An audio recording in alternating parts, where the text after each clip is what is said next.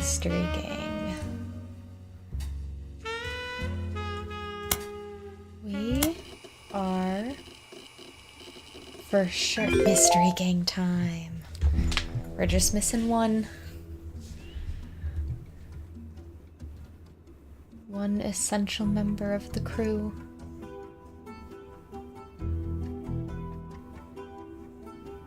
Tonight's the night. I feel it. Oh, oh. Oh, I can mess with that. Does this mean is there something I'm missing? I know there's a way to play these stupid little family dokus. Yay! The other Daphne. There's our Ray Ray. Very good. The gang's all here. And tonight's the night. Ugh, that's right. That's where we left off. Okay. So. Real quick. Now that we're not, like, rushing for time. So this was my reasoning for the things that I put down, right? I feel like this one has to kind of remain a question mark because we don't actually have any evidence of it. And we don't have any way to test because Elias Roottrees is no longer with us. So we can't actually test do a DNA test for this one. Like, obviously he has his kids, so like I'm sure they probably could kind of do DNA testing, but DNA testing was very fresh at this point. And that was like the whole thing that it says is might be Roottrees, but it's impossible to prove. Miracle is still, at least for now, alive and kicking.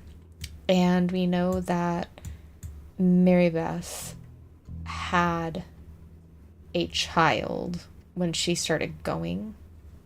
I think, well, I don't know if she had her first kid when she started going there, but there was something that made me believe that Stuart was too old to be a potential Roottrees, whereas Mark, the younger one, feels likely.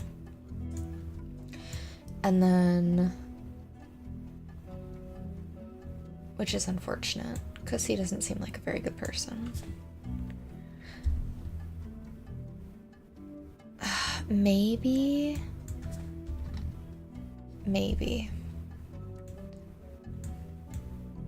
that may be the case, but I don't know. And then this is where we left off, was with 5Ps. I think for sure knows Ruby, the lawyer. I think that they either are related in some way or they met through the foster care system in Portland and became friends or something. The one thing I can't figure out is what Ruby's motivation is for what she's doing. Like, okay, we know that she has a lot against vengeance. Yeah, and like I thought about that too. Sorry, hold on. I think. Okay. We know that she has a big thing about wealth inequality. And we also know that about 5Ps, because if we look at his lyrics from this, he talks a lot about that. And then he also says, let me take all those problems away.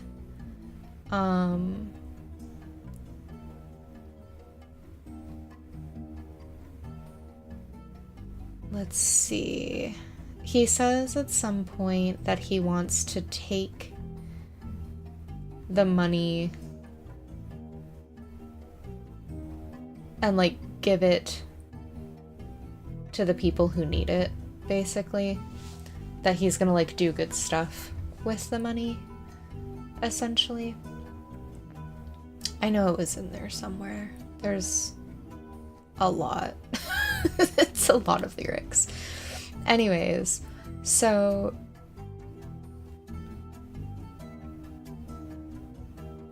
I I feel like they have a shared interest in making this happen, but I just don't see like what the end game is. I mean, other than just justice, I guess, for all of the people who have been deprived. I don't know. It's a little weird. I feel like Susan Ford, for sure, Guy is the one that got her pregnant. And these two, we can obviously confirm we have Guy's sister's hair. I don't know where to start. Like, with Ruby. You have 4 possible Roottrees left to identify. Wait, 4?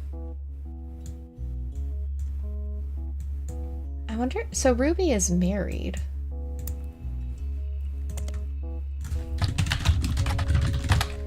Ruby Spratt. She still goes, unless that's not her, but...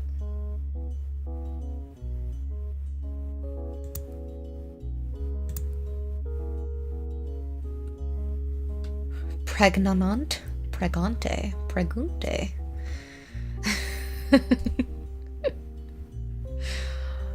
I'm just not sure where to start with. We know Joanna was his dad. She was a secretary for Guy.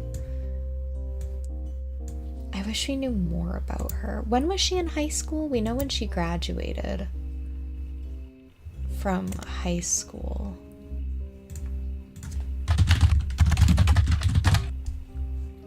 She was in high school. Okay, well, that's not super helpful, actually. I was hoping for a little more about when that was put into place. Terribly unhelpful. I keep clicking on that.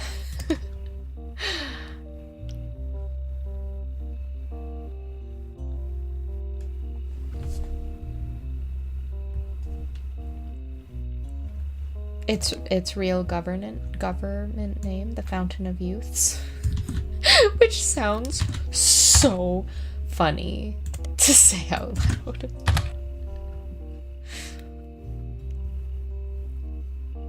Oh, performances by multiple local entertainers. Yep. The article calls out all of... You're so smart. That was the right choice. The article calls out that all of the performers and speakers, with the exception of the mayor, were foster care alumni, and most of them grew up together as close friends. This includes poets, musicians, and dancers. Dirty Davy was listed as one of the musicians, so that confirms that they definitely have a connection.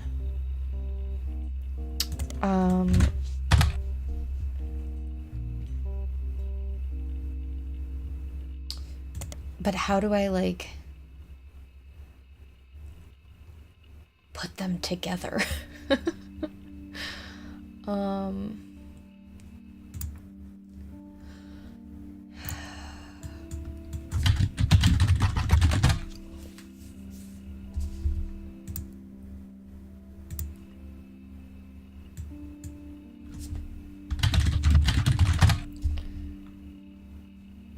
I obviously spelled that incorrectly. Dirty Davy, that's right.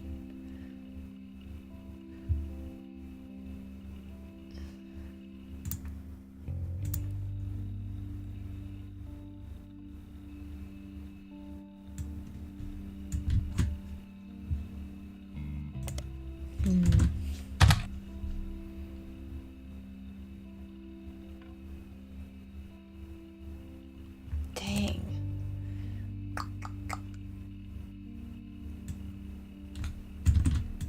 Dirty Devil. Let's see.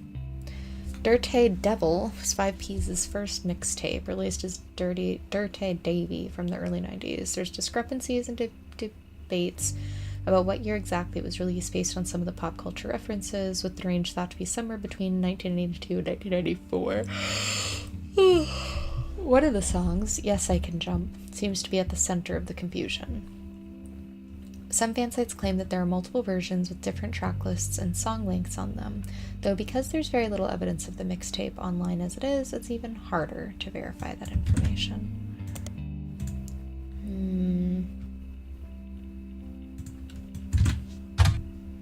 No, okay. Oh, no, not helpful.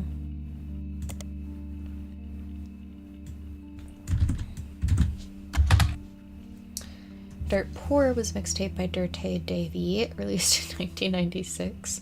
There was a lot of online discourse from people who like to point out that in one of the songs, Felix Fellows includes someone that would be revealed to be his own distant cousin, Raina, in a list of attractive women. The lyrics to one of the songs, Heat, mentions a few different prominent female actresses, models, and musicians from the 90s, and provides a crude pun or line about what Fellows felt about them. When re-released in 1999, much of the rhetoric was toned down to be less overtly profane, and the line referencing Raina was clumsily replaced by Dana, a reference to a character from The X-Files.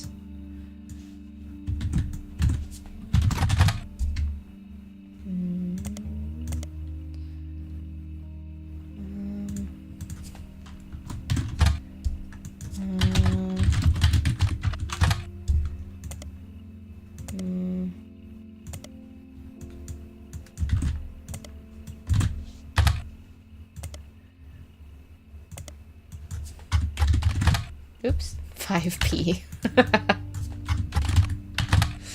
We know that's not right.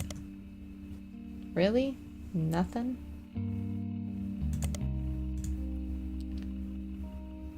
Oh, defunct magazine, okay. It's no longer relevant.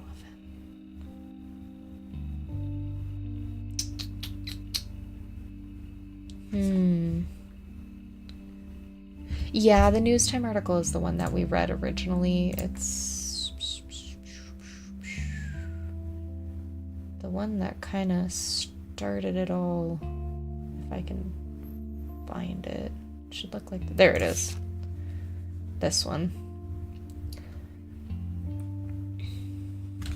Let's see.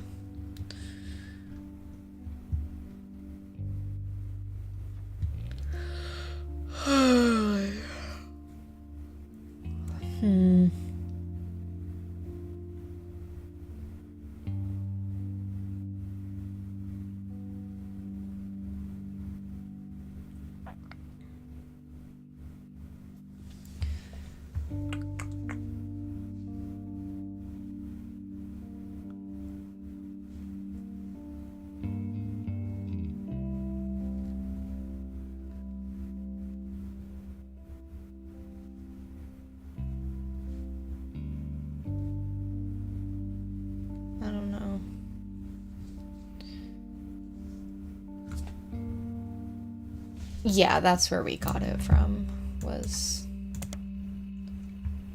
a summary of both articles as well as a close-up of the photo 5Ps is holding on the cover of his issue have been added to your evidence.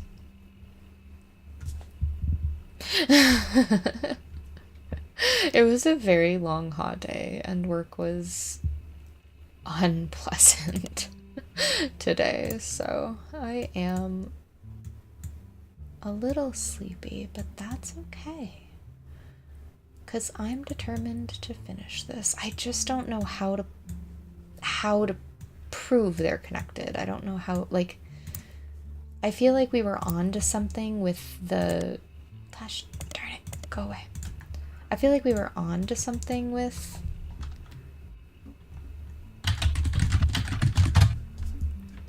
this article, but I just don't know...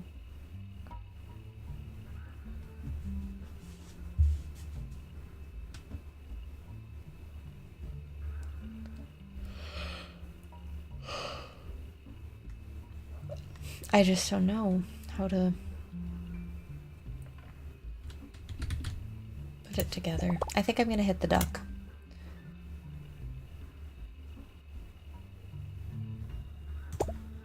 Okay. Sure.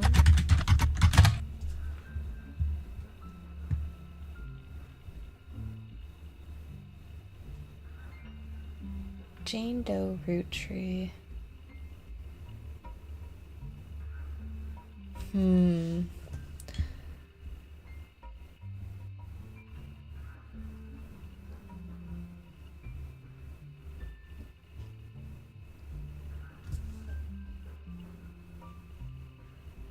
This was announced at a joint press conference with lawyers representing both the Nonomom and the root tree. Each party ensured their respective clients provided accurate samples.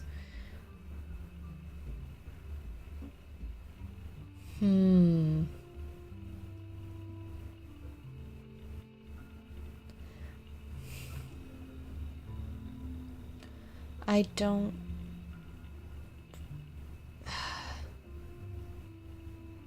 Yeah. Eliminated. I just don't know how she would have hidden the fact that her daughter, like, if that's supposed to be the mom of Ruby. Where is it? There it is.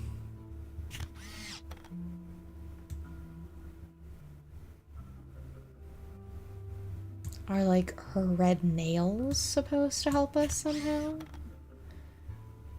I don't know.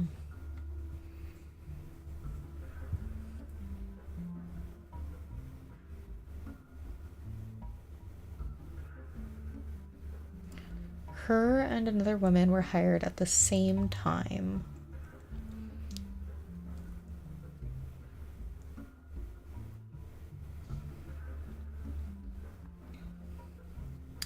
Sorry, I'm just kind of skim reading through this really quick.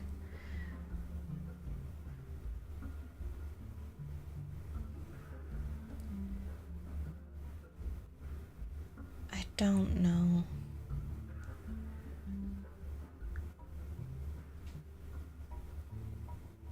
She never worked at the Root Tree Company at the same time as 5P's mother, Joanna. But that doesn't make any sense, because the whole thing was that... Let me look really quick. It was during the transitional period. Joanna Fellows, right, is the one who was listed among the secretaries. And then a year later, she quit.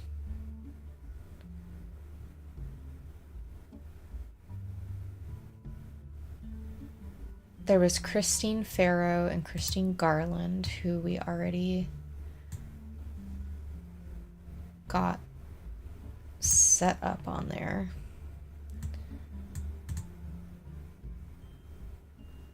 And she said she was hired during the transitional phase, so...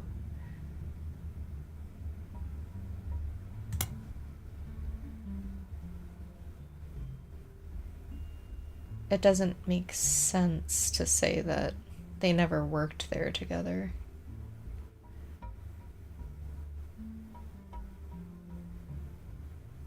Because she quit in 1970, or left in 1977.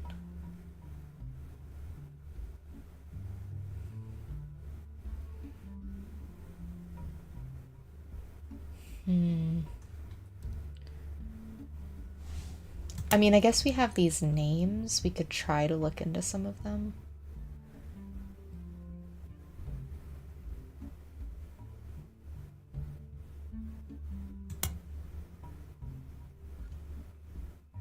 (1978). There's Beatrice Watts. Nothing.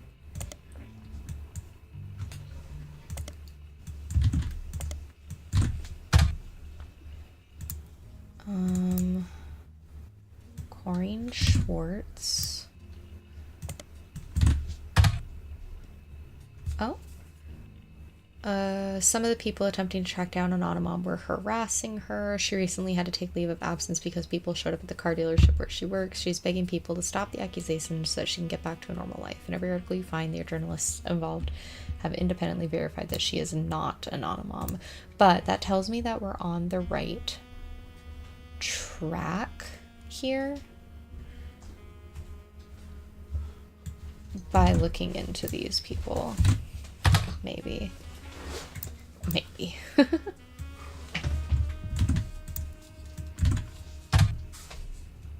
Maybe not. I know it specifically said. Well, and that's the thing. When we look at the article, it says that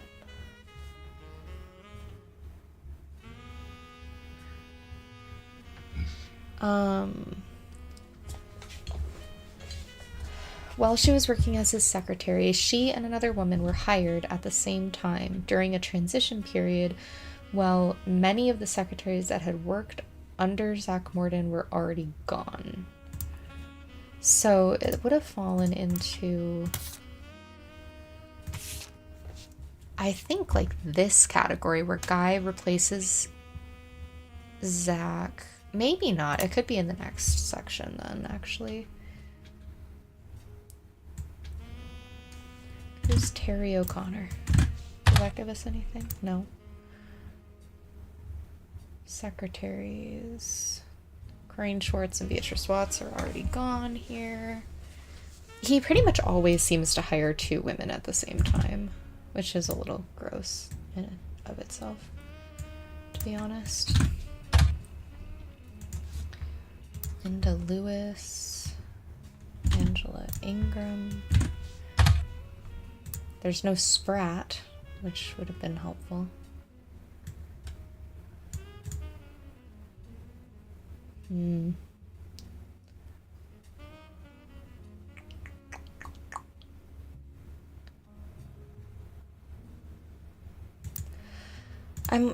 And it's so hard because everywhere that Ruby Spratt comes up, she is only under that last name, Spratt, which is so unhelpful. And we don't have any information about her family. We know she was in foster care, but we don't know why. We don't know. I think I'm going to ask it for a little more.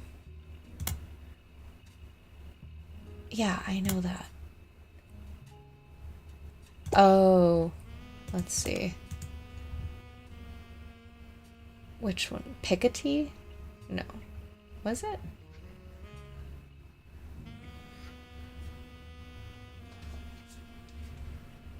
It might be Piketty.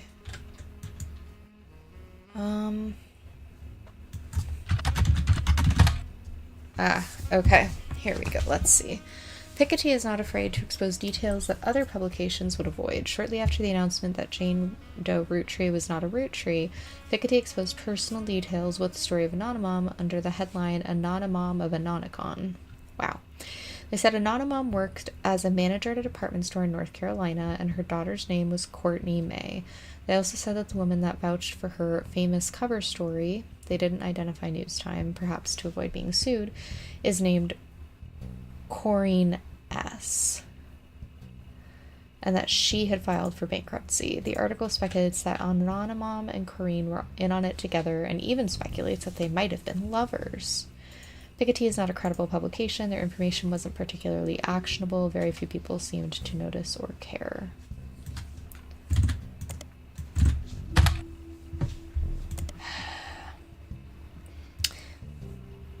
But I don't know.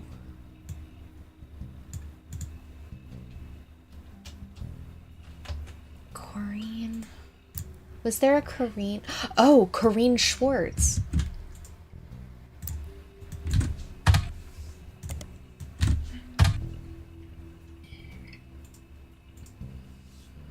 Yeah, okay, so Corinne Schwartz is not Anonymom. She's the one I looked up, though, that was doing this, but she was the secretary, and she was the one who got Anonymom to...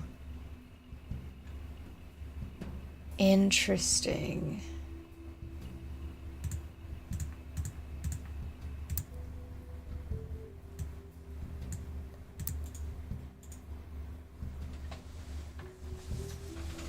B. Watts?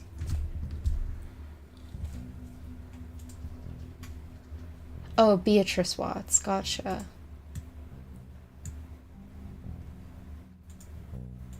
Maybe. I was thinking maybe Corrine didn't want to, like, put herself out there, so she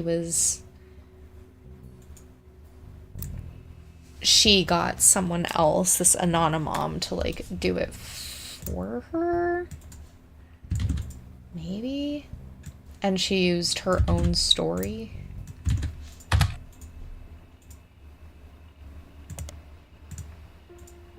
Hold on, let's look up. Nothing. Corrine Schwartz. How do I get more information about this lady? She works at a car dealership.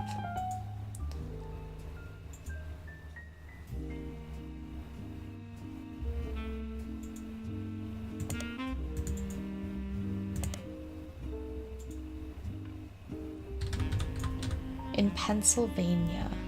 A car dealership in Pennsylvania.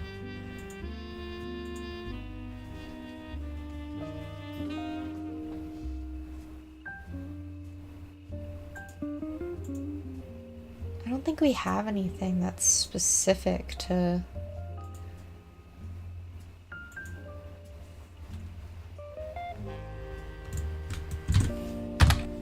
Oh! Oh, Butler County is in Pennsylvania. Okay, Corrine Schwartz resides in Pennsylvania, though it appears she lives beyond the Butler County limits. After she was named in a national tabloid, people have come to her place of work and accused her of being an Anonymom. The article explains that it's impossible for her to be an Anonymom because her only child is still in middle school. Oh. Unless her son's gestation period was approximately 10 years, it doesn't appear like Corrine could have been involved in any of the potential affairs on your tree. Dang it. Okay. What about Beatrice Watts, then? No.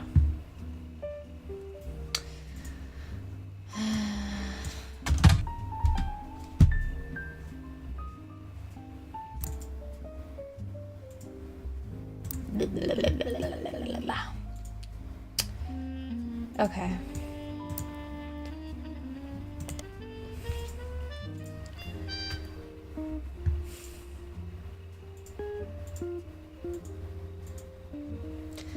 But she obviously knows Anonymom.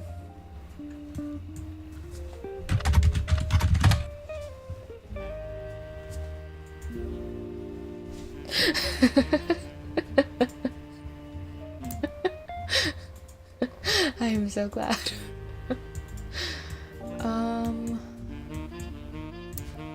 Okay, how did that help me?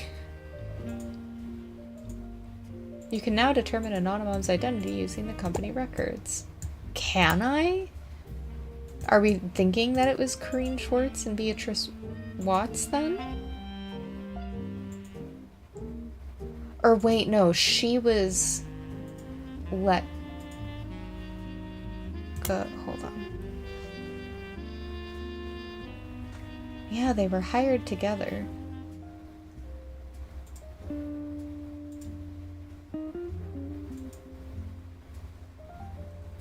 I mean, I don't know how that helps us. I don't know who else. I've looked up all these women.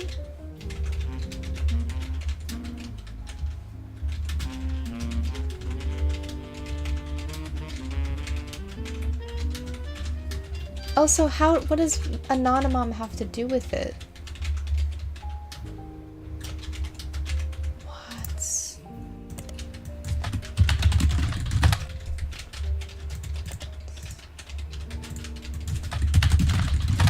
Ruby Watts. Oh, that's not how you spell my name. Ruby Watts.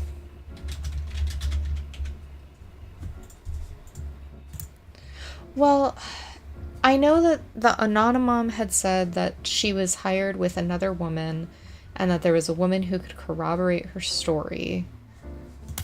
And the woman who could corroborate her story was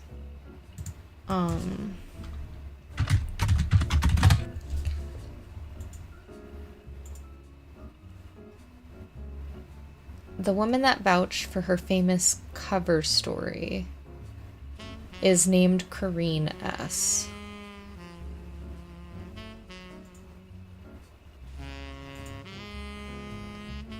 That vouched for her story. Which just to me implies that... Would that not be the person who was hired with her? Because she says that she and another woman were hired at the same time during a transition period while many of the secretaries that had worked under Zach Morton were already gone. I guess unless the implication is, yeah, that this person, that Corrine was already working there, I guess, when she got hired. Which would make it either Lisa Lewis or Valerie Ewing. But I don't know where to find anything about these people.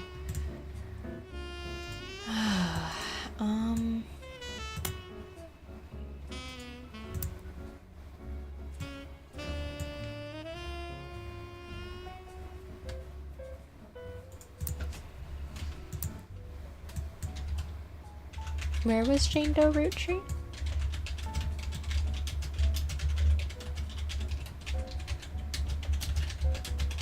Where are we pulling Jane Doe Roottrees from?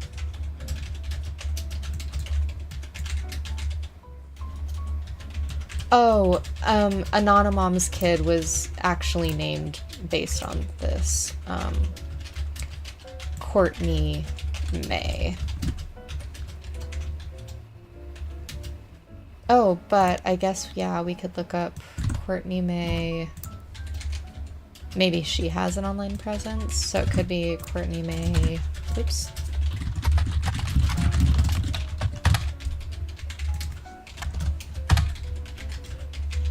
Ugh, hold on, I want to make sure that I spell this right. Yeah, okay. Courtney May Lewis, or we could try Valerie Ewing.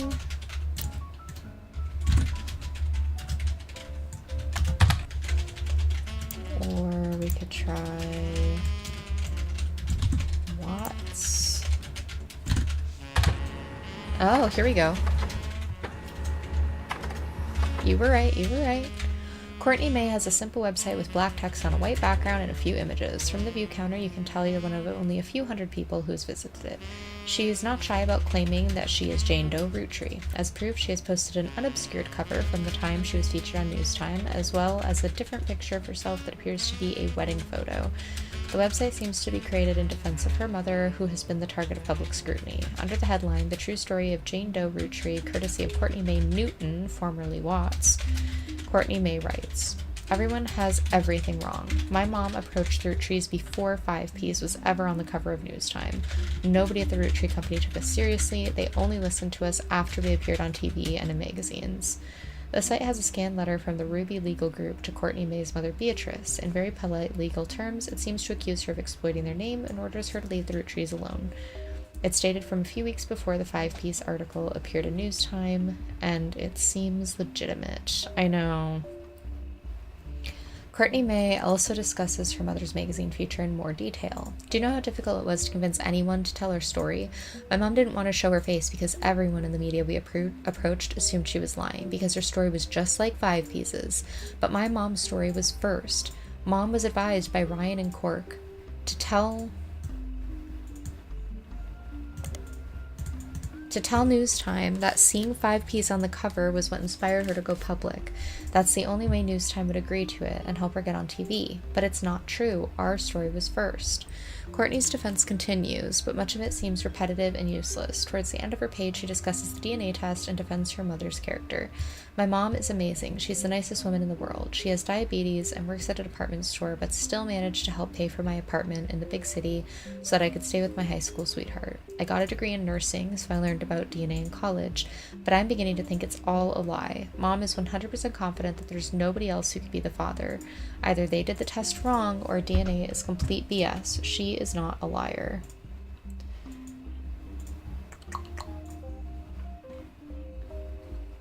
Okay, so Beatrice Watts. She's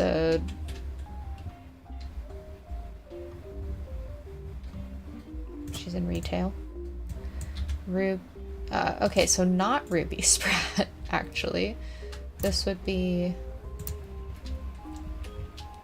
Courtney May Watts.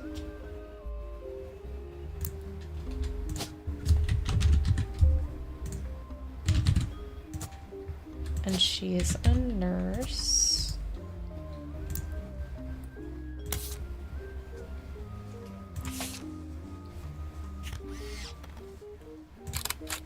Okay, that's Danny.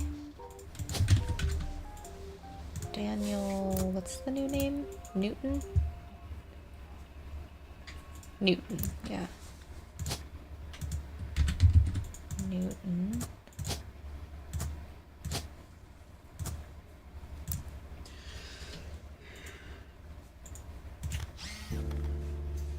Okay, and then we also have this.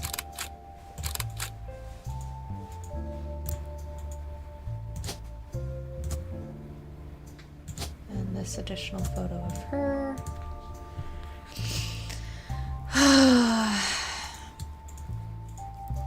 My only question is why would Ruby be trying to prevent anybody else? Maybe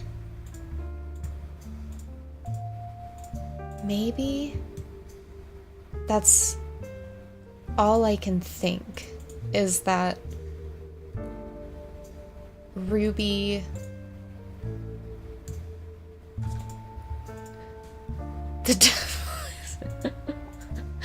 I don't know. I can't think of what her motivation would be, other than maybe she's just trying to get as much of the money as possible, but that just seems so weird for everything we know about her character and her feelings about wealth inequality. Like, why would she be trying to stop other people from getting their share, like other people who have been slighted, you know?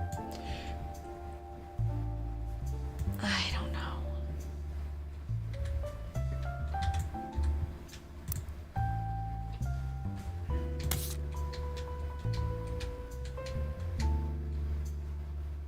It just seems weird. What is her connection to it all?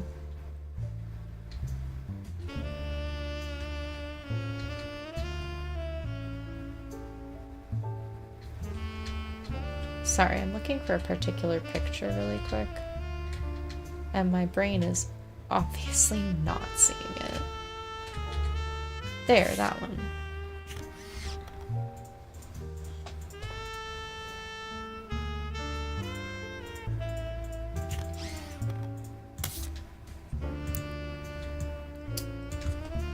I don't know.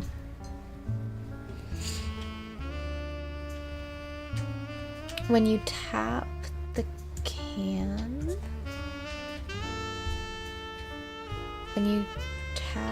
can make it.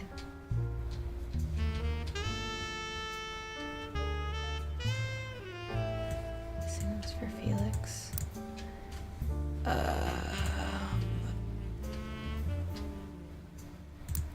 I'm so sorry. I'm trying to.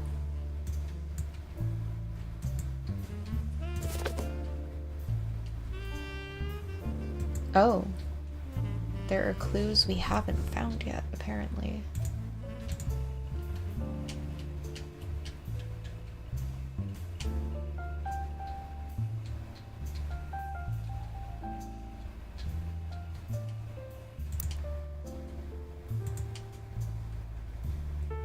What do you mean we haven't found this clue yet? Rude.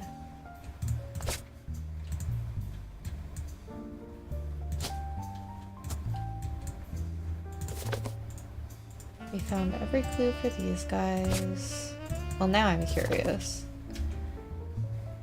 Oh, apparently Min, we didn't find all of the potential clues just yet.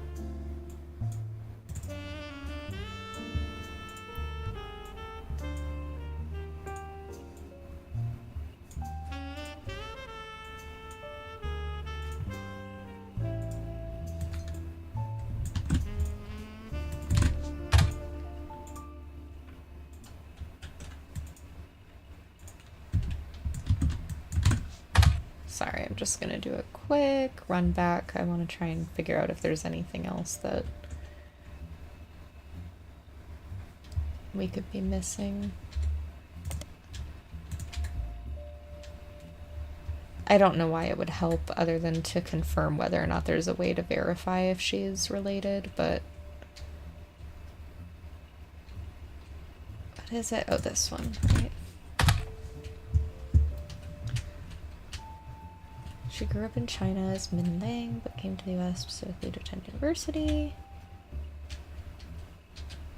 She became obsessed with the smaller, more powerful hydraulics.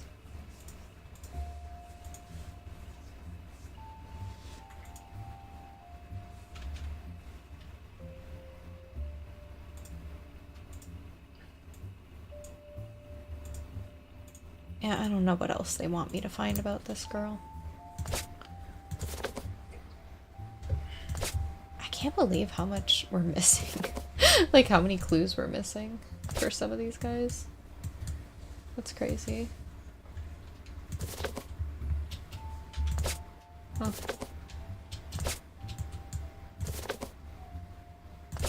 Okay, well, those ones are pretty good.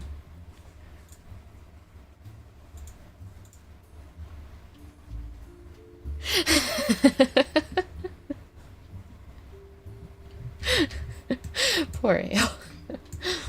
Yeah, so we are definitely missing clues about him. I just don't know.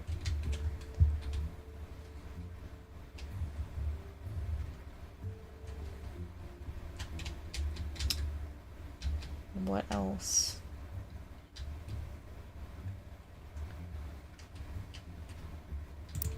We could be missing from him. 2 tacos. Tacos sound good. I feel like there's probably a really good chance if they redid the testing that they would get confirmation. She even has red hair. Like, I think it's very likely that she is probably a Roottrie.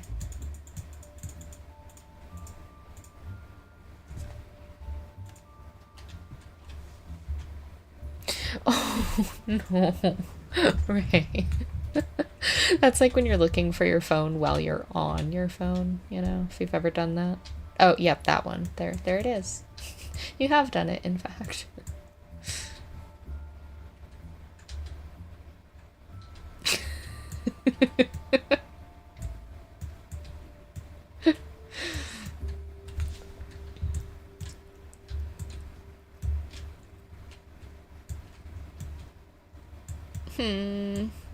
Okay, let's just ask the duck really quick and make sure. Courtney May mentions a lot of interesting information in her defense. I wonder if any of it could lead to more evidence. Yeah, we'll look at it again.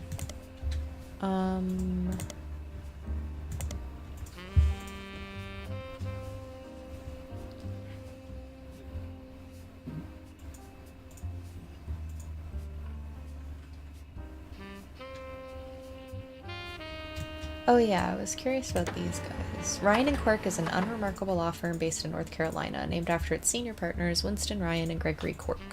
The firm mostly handles local cases and recently represented an Anonymom. Their website has a section about the case, including a scan of the DNA test results that proved Jane Doe Roottrie was not a Roottrie. The test says that there was virtually no chance that Anonymom's daughter, Courtney May, was a Roottrie. It lists that DNA from a Jane Doe was tested against the DNA of Bonnie Kellogg, nee Hudson, guy's twin sister. Ryan, oh, I forgot they were twins. Ryan and Cork, who were representing Anonymom, have confirmed that the sample they sent to the Roottries was definitely Courtney May's hair. The test is from a company called DNA Teco, and a doctor has circled the results and signed the paper.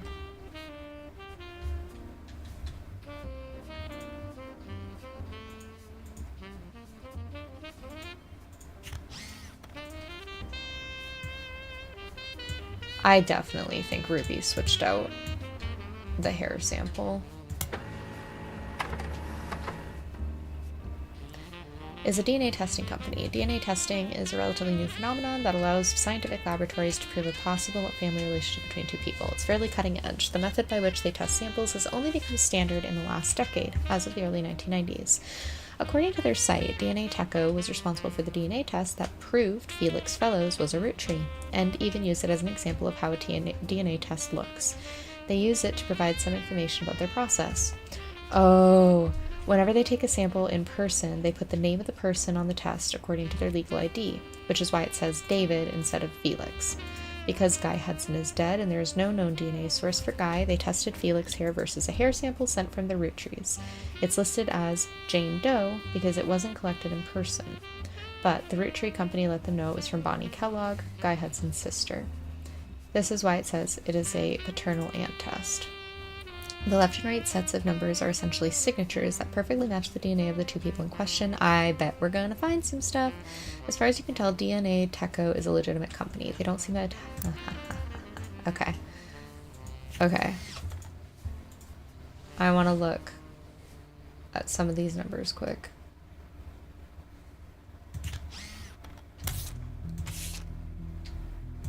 Look at... It's not the same...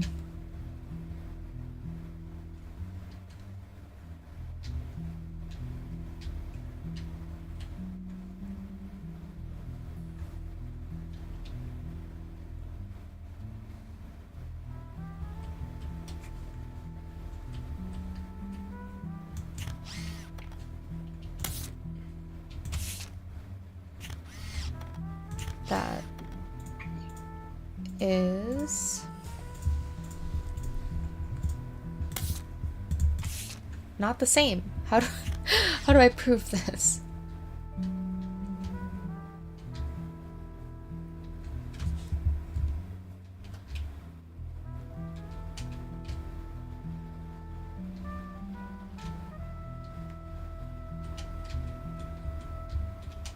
Maybe Ale is the Velma of us all.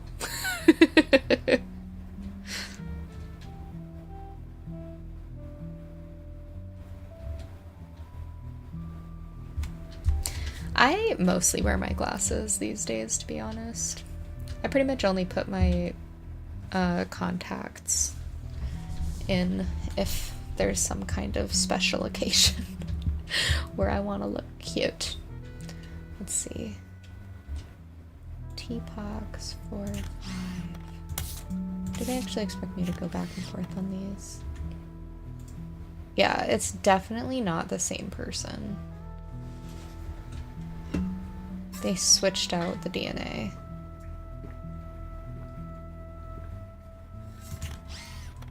Now the question is, did she switch out the DNA here or the DNA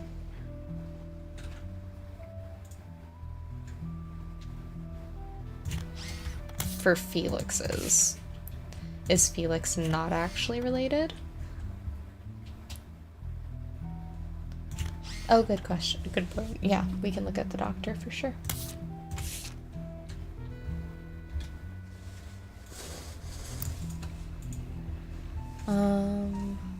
They don't seem to have any reason to fake results.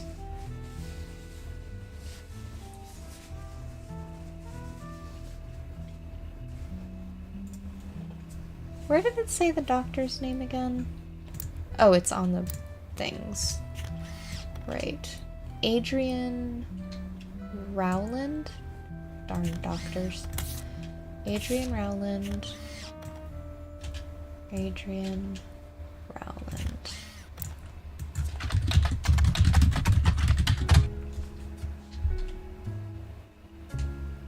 Really? Nothing?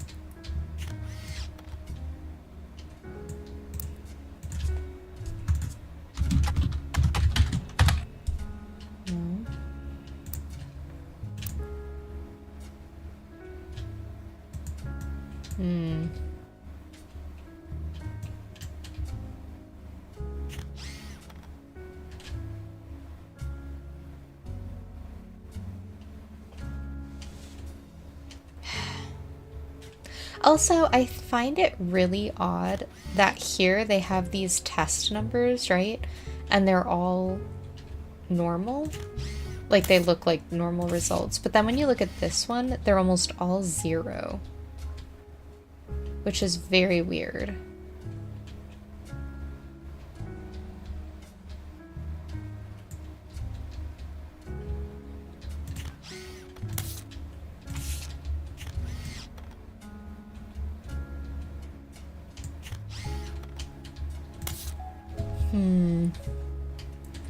I don't know what they want me to do with this though. Like I'm not sure how to DNA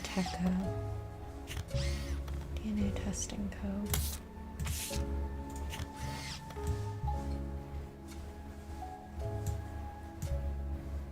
Also, it's interesting because here it says alleged paternal aunt Bonnie Kellogg, but they said before that because they couldn't hold on, because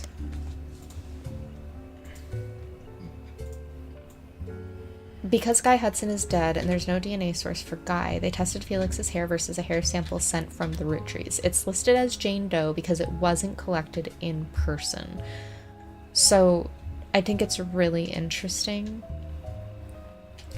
that it's not like the same, that it's not consistent across these two. It makes me wonder if the other one is fibbed. You know what I mean? Also, why does it say... Oh, they're using it as the example on the website. That's right. XY, XX. XX.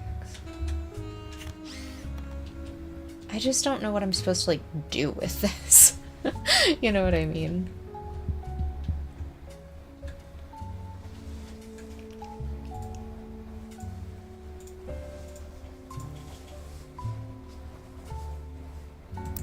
Also, it's very interesting that the results were circled and he made notes on it, because that doesn't seem very professional. Whereas this, it does not do that anywhere on it. I know it's being used as an example, so maybe that's why, but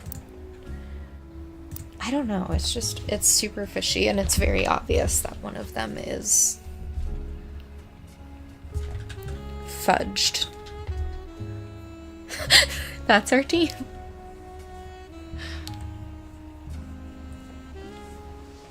Ducky, help me. Toast Dorito Jacobson.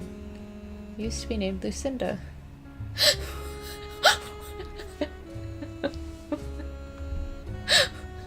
Hold on, Ducky. Why?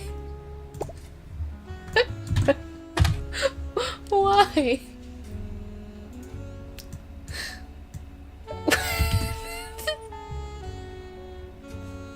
That is the least helpful thing I've ever...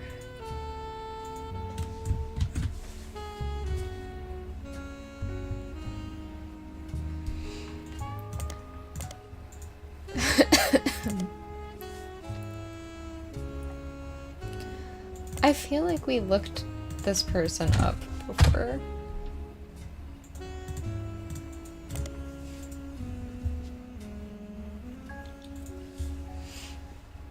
Oh, Lucinda Jacobson was Edith's sister.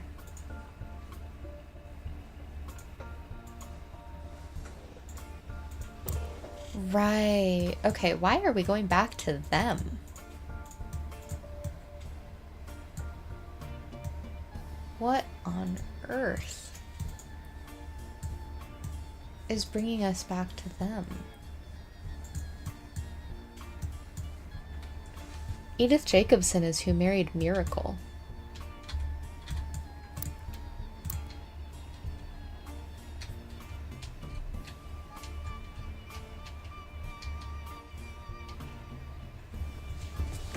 What does that have to do with anything?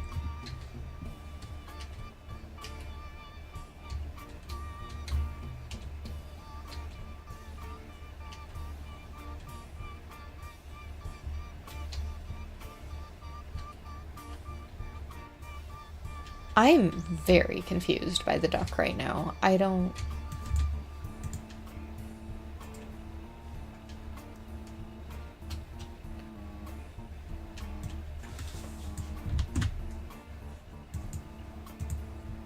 And then Lucinda was also later involved in some other shady thing. I remember that.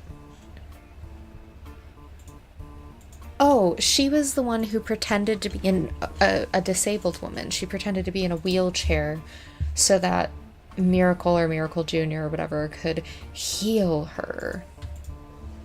What does that have to do with any of this?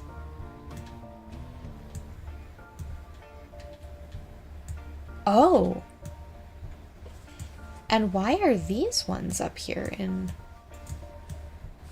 the possible root tree? Why are those here?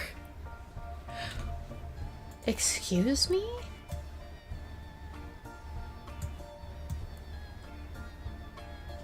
Gwyn birthed them. Why would they not be root trees?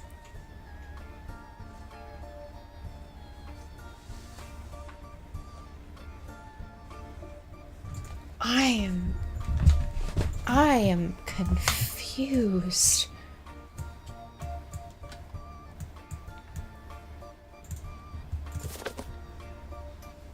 Oh my lord, there's so many clues we haven't found. What is happening right now?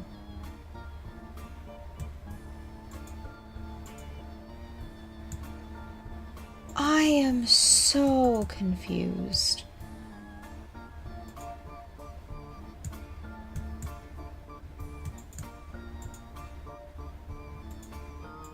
Are they clones? Clones.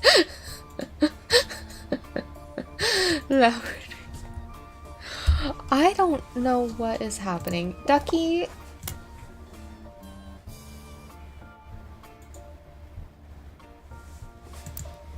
Are you just gonna lead me to all of my missed clues at this point? Not actually anything helpful? This is so rude. Oh my lord.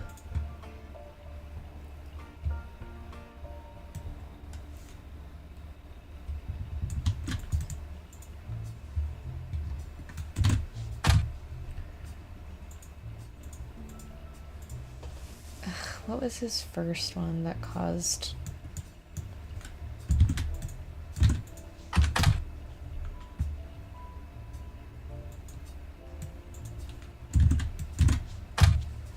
Yes, I Can Jump is a song that was on 5 Pieces mixtape Dirty Double. It seems to be the only song that didn't make it onto his studio album that people thought should have. In it, he references a popular movie from 1992 called White Men Can't Jump. This reference has caused some confusion amongst the fan base. Because of it, it is agreed upon that the mixtape had to come out in 1992 at the earliest, but others point out that Felix Fellows references seeing the movie on his 17th birthday. This would have been in 1994. Some take this to mean that the album had to have been released in 1994 at the earliest. Others claim that he was likely just trying to make himself sound older, since in response to some of the more questionable lyrics, he has stated multiple times that he was just a dumb kid when it was released. Oh, interesting. So he actually is probably...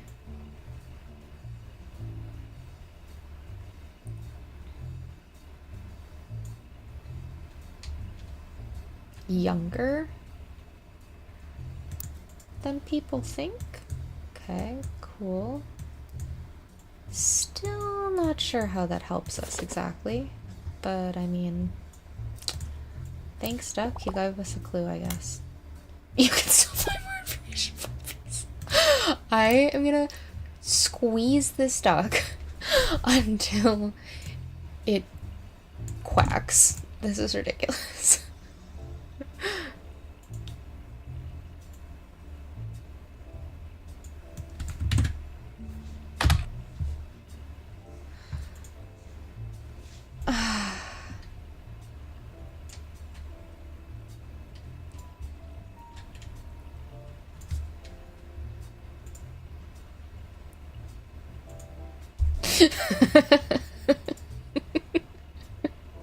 Wait, where was Robbie Roottrees mentioned? In connection with 5Ps?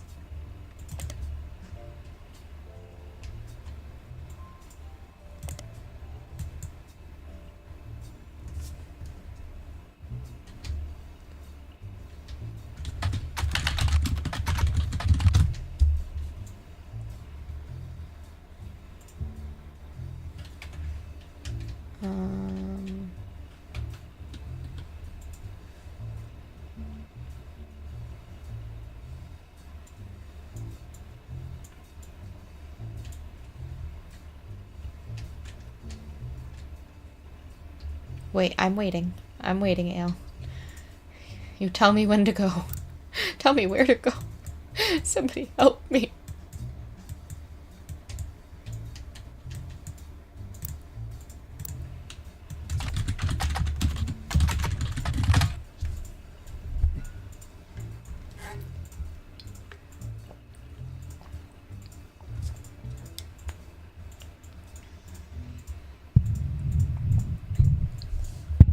He took over as president in 1978 is when he officially took full control of the company. Oh, are you doing math for how old? Secretaries. And his mom was named Christine Farrow, I think, right? Yeah. No, Joanna Robertson.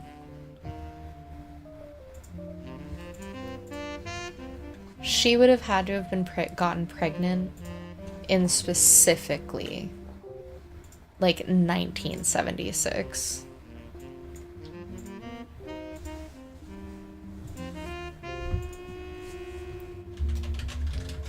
So 1976, and the question about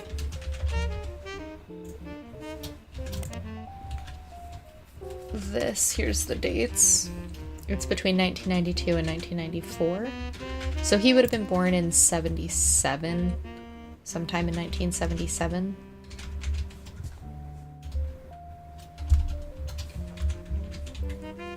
How old? Hold on, I'm not good at math. 1977. Hold on, I'm getting a calculator. 1994.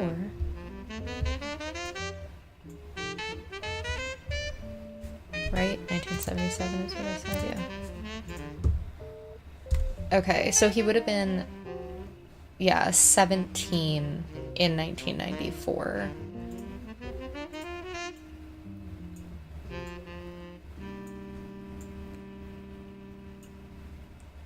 He saw the movie on his 17th birthday. So it would make sense if he was born in 1994. But if he was born in 1992...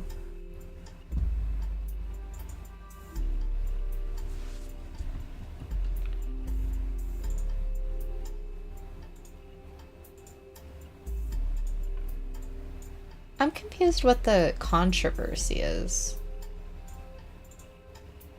Oh, his birthday, he shouldn't have been able to see it until 1994 if it was his 17th birthday, unless he's lying about his birthday and it's actually... And he saw it the year it came out, I guess, is the question. Which would make him 2 years younger than he says, and make it impossible for him to be Guy Hudson's son.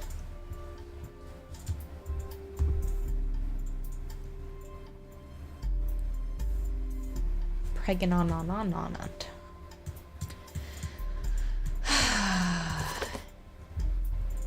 Well, now we're only missing 2 clues, so that's something. So So if he saw the movie in 1992, and that was his 17th birthday, then it would be impossible for him to be Guy Hudson's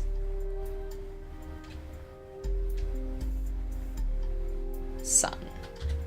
But if his 17th birthday was in 1994,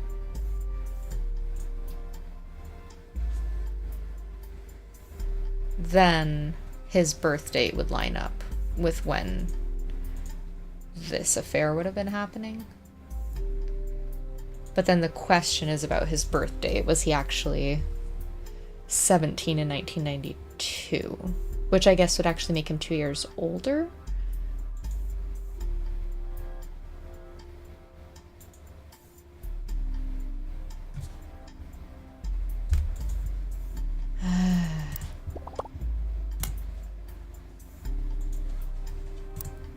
I've checked so many periodicals. That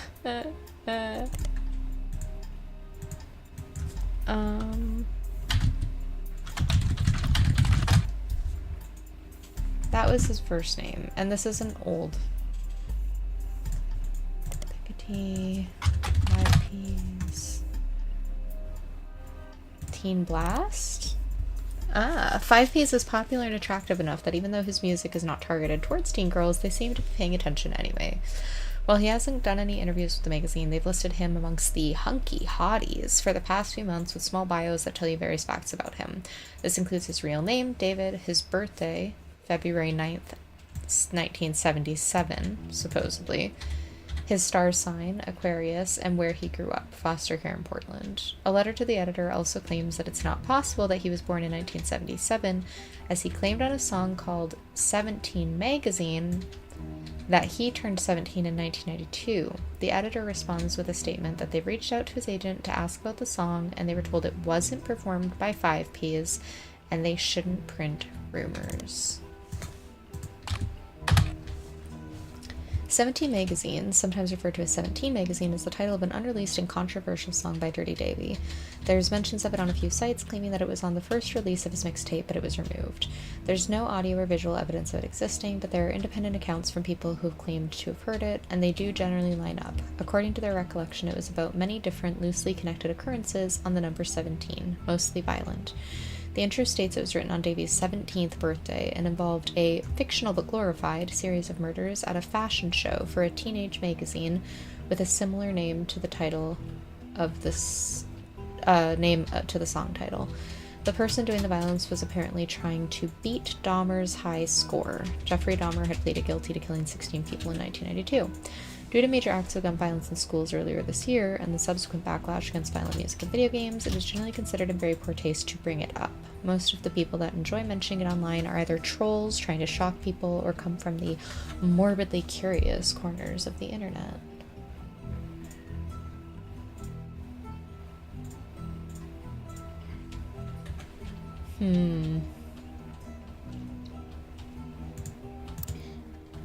So we have multiple cases of him. I know, right? Troll was not a word that we used back then. I'm thinking he is not actually a Roottrie.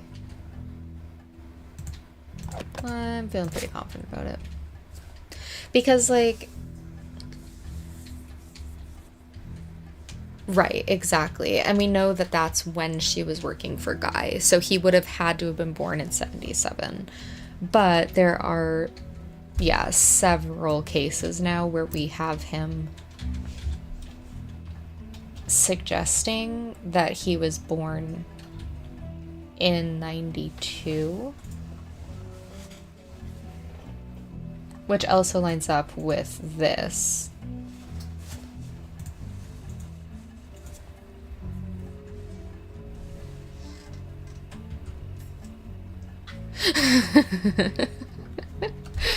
Yeah, he was too old to be.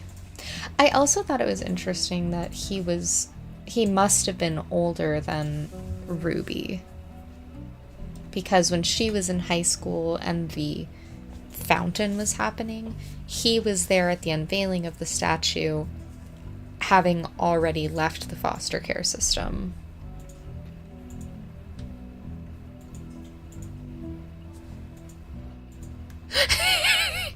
Arrows.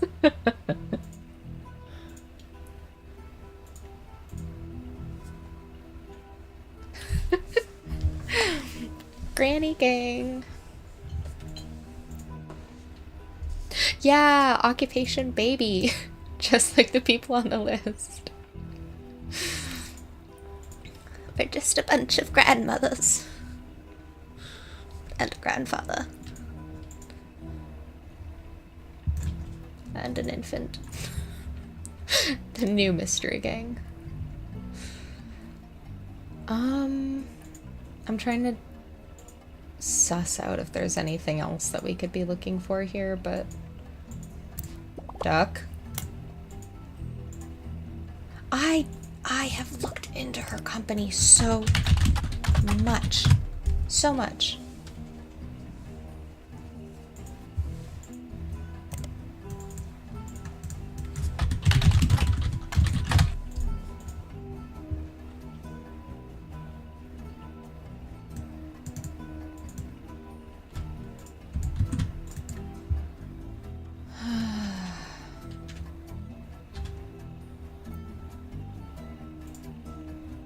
Oh, I don't think we've actually read this. Clark Rafferty LaRue, as well as Ruby Spratt and her company Ruby Legal Enterprises, were featured in Business Watch after the company took over as the keeper, we might have read it and I might be forgetting, of the Clancy Trust. There's an article about that process that interviews both Clark and Ruby. It seems that Ruby actually approached the Roottrees sometime in late March after the Roottree rift. But well before Roottree Mania. So she approached them. An accomplished but relatively low-profile lawyer, she offered to work for very little money so long as she could be a public face to build her reputation. The family quickly jumped on this chance, as many family members often attempt to spend as little as possible to keep their shares of the Clancy Trust as high as possible. So she came in with an offer for low money.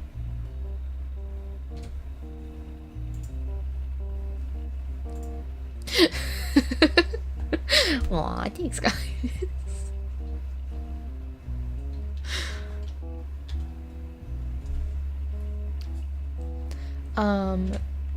After looking over the Clancy Trust more carefully than anyone had in years, Ruby came to the conclusion that Clancy Edward Roottree's implementation was not legally sound, and that there would be constant legal challenges without some modifications.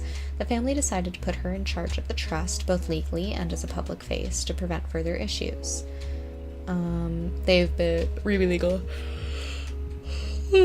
Enterprises has been described as a mix between a law firm and a PR firm. Her first move, as sort of a trial run before she was even hired permanently, was to help them draft a public statement accepting Sam into the family and declaring that they'd begin to address the Clancy Trust.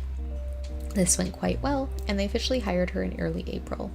Ruby Legal is now in charge of many financial aspects of the company, including verifying any claims to the trust and organizing the various charitable causes such as scholarships that have been set up in the name of the deceased.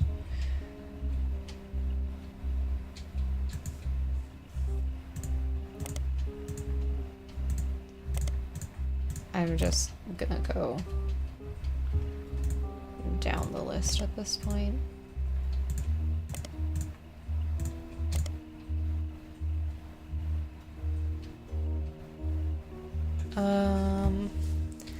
News Time briefly covered a lawsuit between Ruby Spratt and Picayune Magazine surrounding Cicely Sanchez. They said that Cicely didn't have the rights to redistribute the photos in the magazine of Guy Hudson. Picayune apparently announced that they would be pulling their issue the following day, the moment that Ruby Legal Enterprises threatened them. This caused the issue to sell faster than any other in the magazine's history, though only for a day. Even people that would never have normally purchased it went out of their way to buy one, just in case it would be worth something someday. It especially caught the eye of conspiracy theorists who assumed that anything worth suing over would have to be hiding something. An expert legal analysis from News Time states that it was unlikely that Ruby could have had the story pulled if it had gone to court, and Piketty likely got more eyes on it than it would have if the Roottrees just ignored the story. That's interesting. I wonder how calculated that was on her part.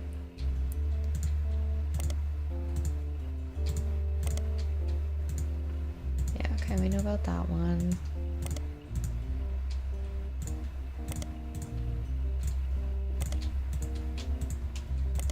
Okay, nothing else.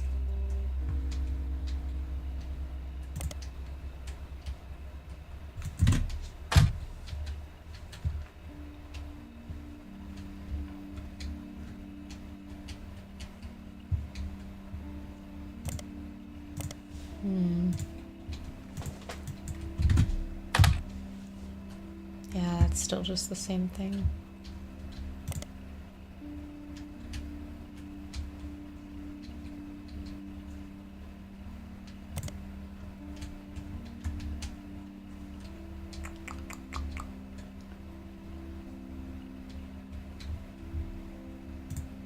I am a fast talker. It's inevitable. I'm so sorry. I don't know.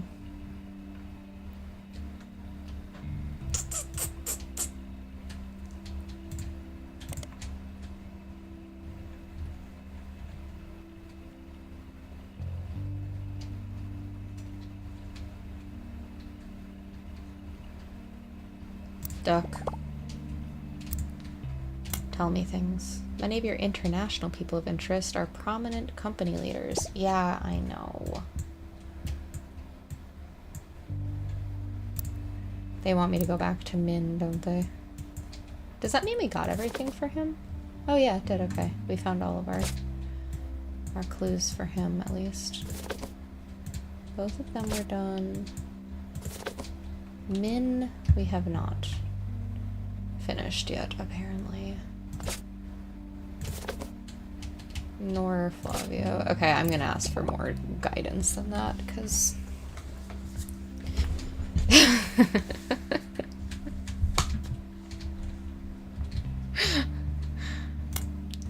I did check Piketty for Ruby, by the way. Ruby Sprout and her company.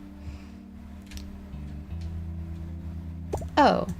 Yeah, that's a fair point, game, actually. I'll take that, Ducky. Jinyu Lang.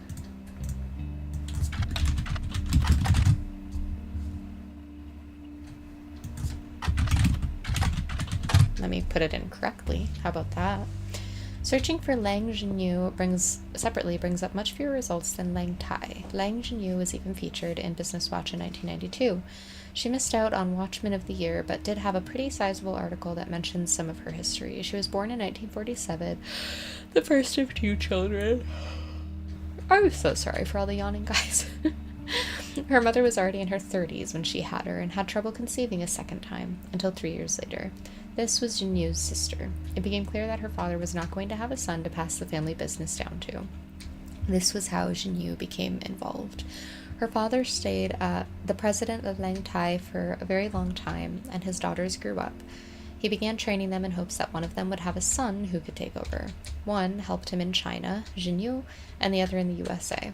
Neither were given any official titles. When he died, due to societal dynamics, the business passed to his male sibling, a younger brother. Many in the know knew that this could be a problem. His brother, Jinyu's uncle, was not a businessman, and was not much younger than his brother. During this time, Jinyu essentially ran the company as her uncle's consultant. He began to have problems related to dementia, and Jinyu, who had already been running things behind the scenes, performed somewhat of a power play. She stopped working until the results of her absence began to cause problems. Smart lady. Only then did they admit they needed her. Guess we could also try here. Okay. We'll double check on Lang Tai. Lang Tai was mentioned in Business Watch fairly often in the last 20 years or so. There were a lot of articles about the rise of Chinese companies. Unfortunately, this makes the search results not particularly helpful. When you sort to find the oldest articles, however, one of the earliest mentions, from October 1979, stands out as very unusual because it doesn't involve Lang Tai's business. The article details a new, at the time, medical industry. In vitro fertilization was brand new, barely a year old. After the first successful IVF birth in 1978, it seemed the industry began to grow, and a featured article about different companies all over the world and the cost that they could charge for their services was in Business Watch. This included a few cases of high-profile customers willing to pay a premium. Apparently, at the time, the CEO of Lang Tai was Lang Hanbo, and his younger daughter, Lang Jinyo, and her husband could not have children. So, in an attempt to create a suitable heir, he paid Kigenes to have their child implanted in his older daughter, who was unmarried. The cost for this was apparently 380,000 yuan, or just over 100,000 US dollars. What is this? Key Jeans. Key Jeans Company was mentioned once in an article you already read about the head of Lang Tai, but then again later in 1994, there's a long article that spells out a huge controversy. It seems that a whistleblower came forward to the US government about Key Jeans, which was said to have been founded in China by a partnership involving American and Chinese medical specialists, who then built their medical facilities in the United States. The article mentions the whistleblower's claim. Key Jeans will sometimes claim that they performed IVF when they did not. This would often be used as an excuse for an otherwise unexplainable pregnancy. They'd fly their clients to America, where they would stay for an extended period of time, then return to China with news of a successful IVF pregnancy. The whistleblower apparently presented the Department of Health and Human Services with credible evidence. At the time of the article, it was still an ongoing investigation, but Business Watch speculated, after copies of the proof were leaked to various media sources, that they couldn't imagine a world in which the company would be allowed to continue operations without facing serious legal or financial consequences. Yeah, so no, I don't think she is probably a Roottrie, actually. I think that her sister's kid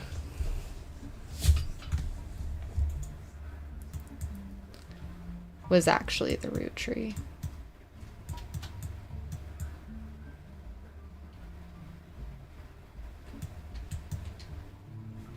Yeah. There's no way to, like, fix that, though. Well, okay, so this was her own actual child. The child that she had for her sibling was...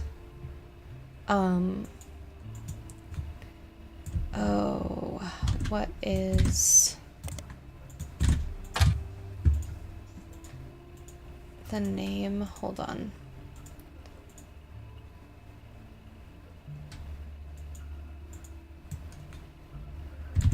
I have to go back through really quick to find it for my evidence for you guys. Or to make sure that I wasn't misunderstanding something. Lang Han Yu. Oh, that's not very helpful, is it? Lang Jinyu. She has a younger sister, and her younger sister's name is something. Her nephew, because remember I had said, oh, I bet it's her nephew who's actually her kid. But then we found out that she had her own child, and I was like, oh, I guess not. The article also offhandedly mentions that Jinyu was an early adopter of IVF and helped her sister have a child. And the IVF child, supposedly, is the nephew, was a boy who ended up living with her younger sister and her husband, because they claimed that it was actually their baby through IVF.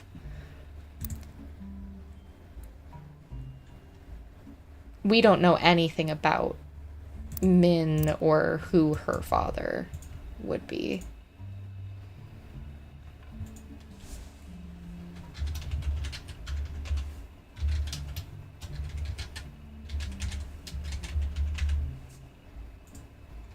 I'm trying to remember what her sister's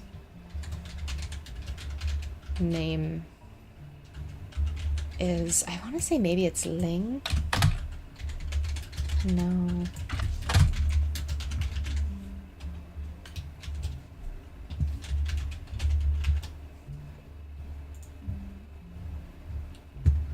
It was definitely similar.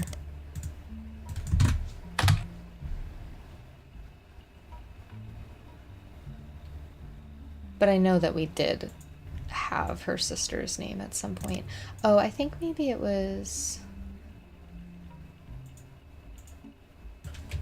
No, we already looked up Lang Tai Textile Company, and it wasn't very helpful.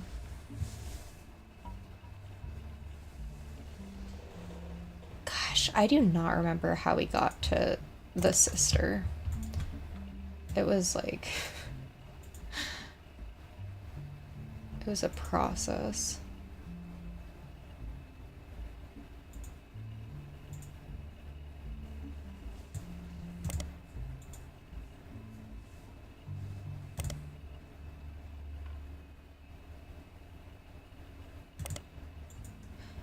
There it is. Mark Hahn.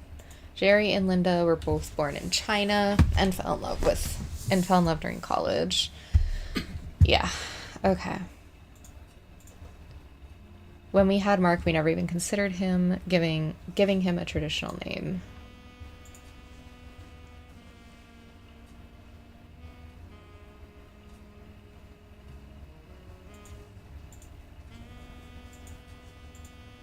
Yeah. So we don't know anything about Lucy. We don't know about her father. We don't know... We do know that she's about... Well, she's in college. So...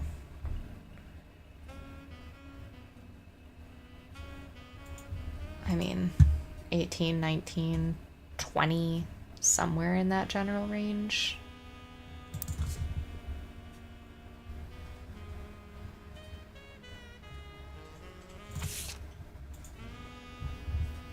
And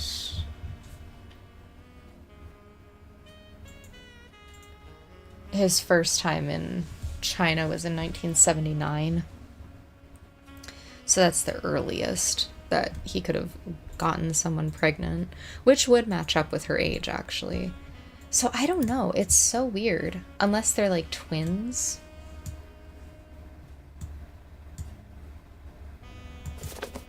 I don't know. I think I'm just gonna leave it at a question mark because I don't know. I don't know what her relationship is to her either cousin or brother. I don't know.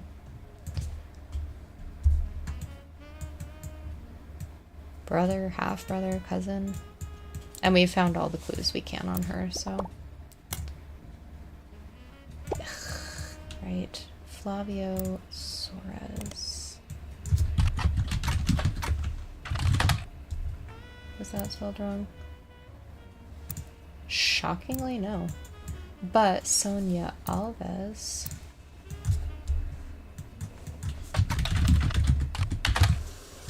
Not a Z. No? Huh. That's surprising.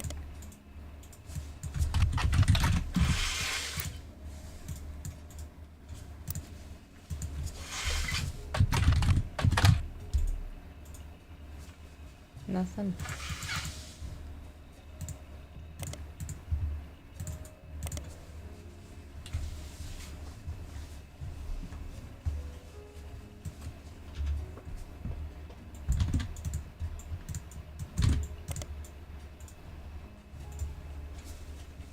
Okay, yeah. This is not helpful. Nothing. What else do they want me to find about this guy?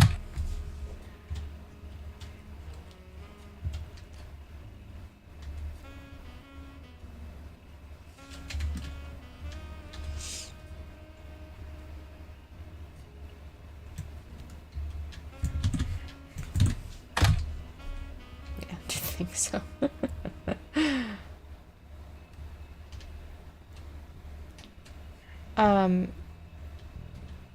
Yeah, he's dating Ashley York, who's a model.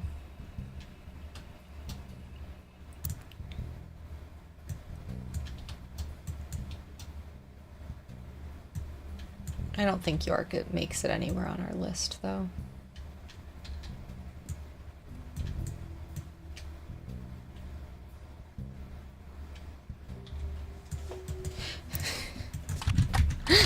Let's do it.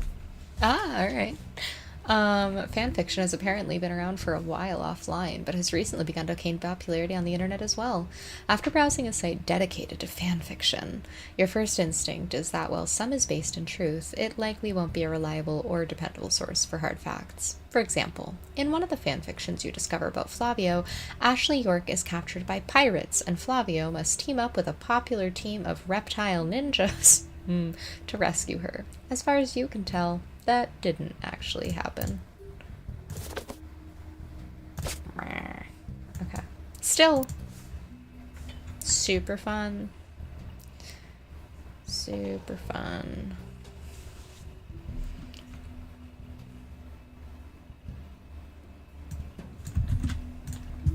Wait, was Ashley York, yeah, we didn't really get anything else about her.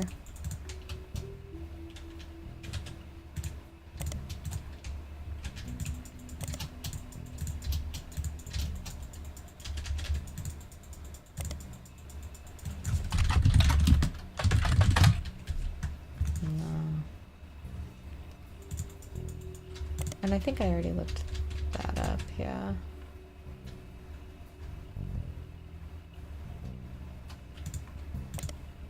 Nothing. Okay. Ducky.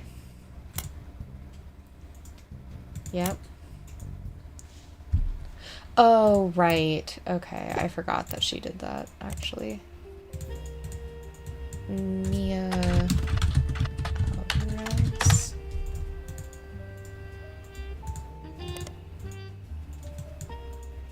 Am I spelling that wrong? Alves. It's just Alves.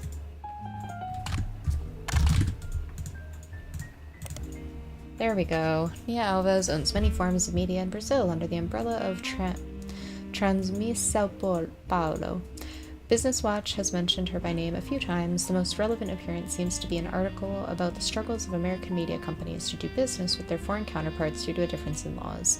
A few media groups and countries are discussed, including those in Africa and the Middle East.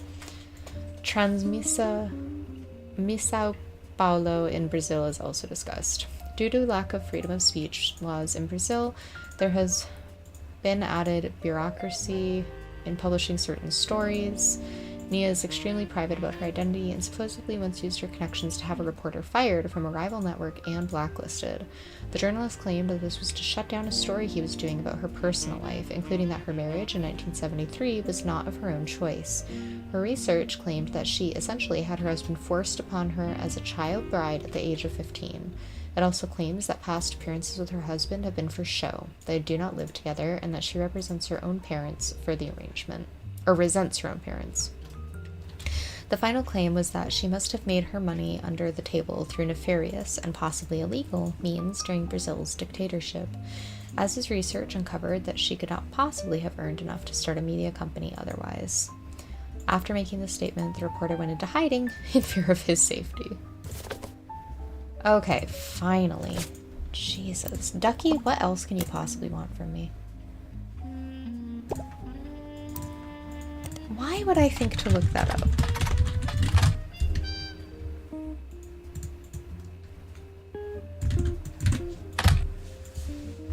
Guys Like Us is a 1953 comedy film in which two secretaries cut their hair short and pose as businessmen to get ahead in life until one of them falls in love with their client and hilarity ensues. Yeah, I remember.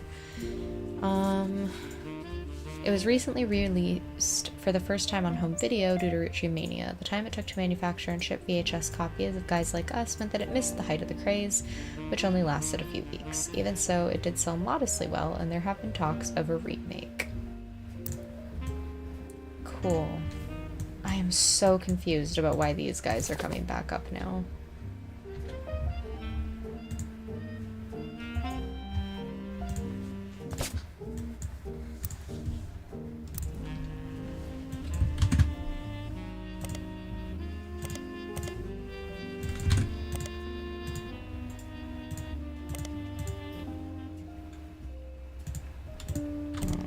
just gonna check kind of everything.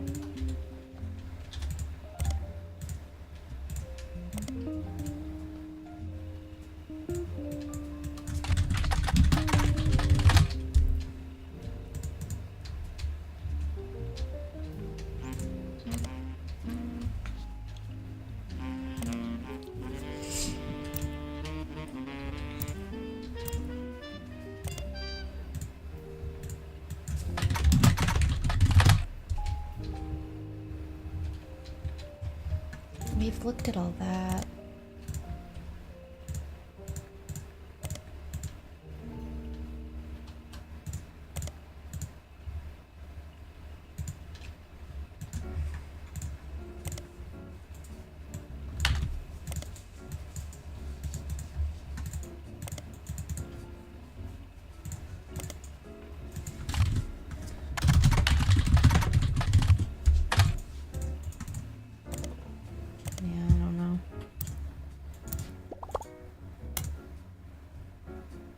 Ugh.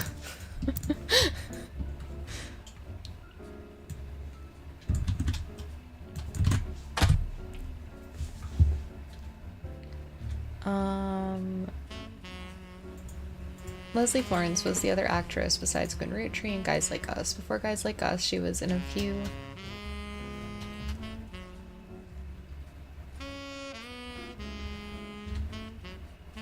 Oh, that is interesting that they chose the last name York for Cricket. Maybe to ride off of that, so when you look up York, she'll come up potentially. And her performance in Guys Like Us was generally thought of as quite good, especially considering she got second billing to Gwen. Even with the success and acclaim, she retired from Hollywood almost immediately after her co-starring role. Not much was known about her until recently, when Guys Like Us was re-released. Recently, as part of a myriad of articles and research people have done into those surrounding the Roottrees, it came out that she died of a genetic disease known as Huntington's in the late 1960s. Okay, that's very sad, yes.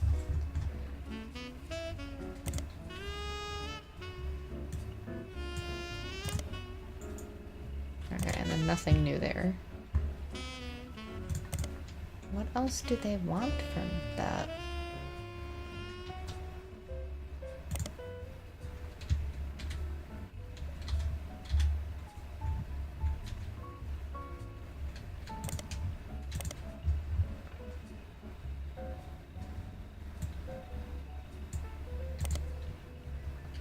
Huntington's is a neurodegenerative disease that most recognizably causes memory issues.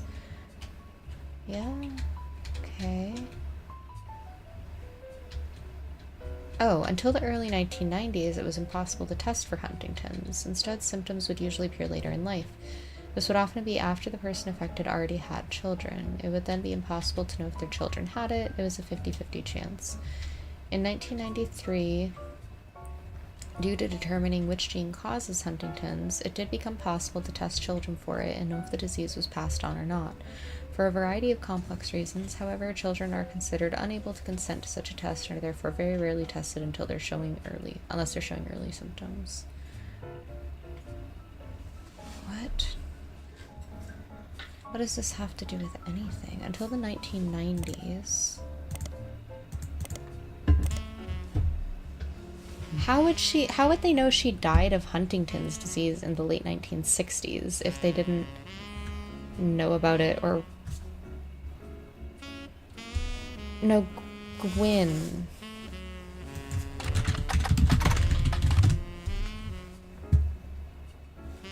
She died peacefully in her sleep while being treated for a severe case of pneumonia.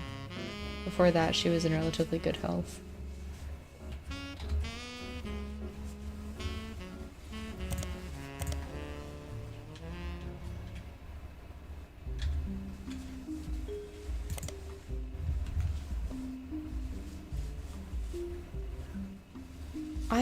I don't understand what the implication is supposed to be here.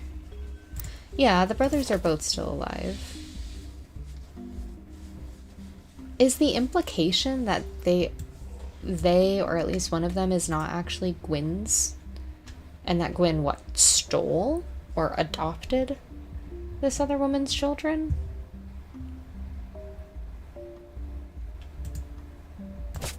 I don't...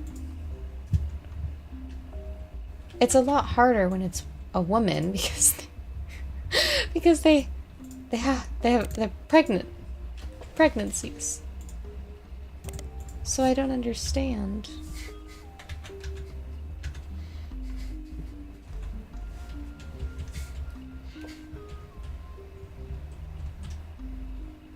I have no idea.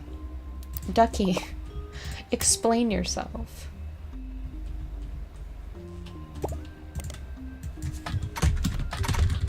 I have looked into that.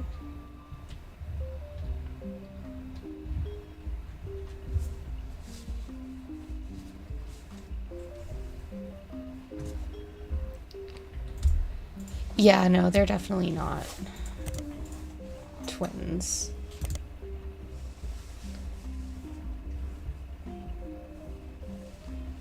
Robert, we know, was in hot water with... He was in jail for a little while. What does that even mean, Ducky?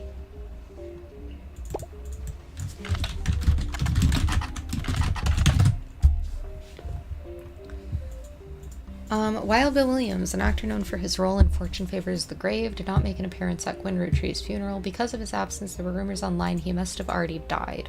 But according to a reporter that tracked him down, he's in his 70s, still lives in Paris, and is still in perfectly fine health.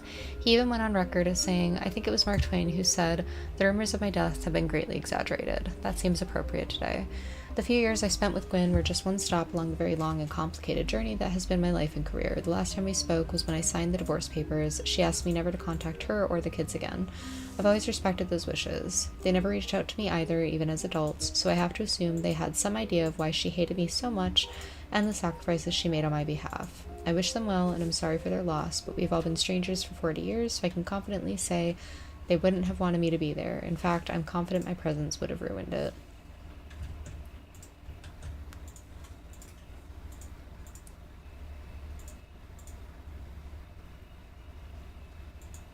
I don't...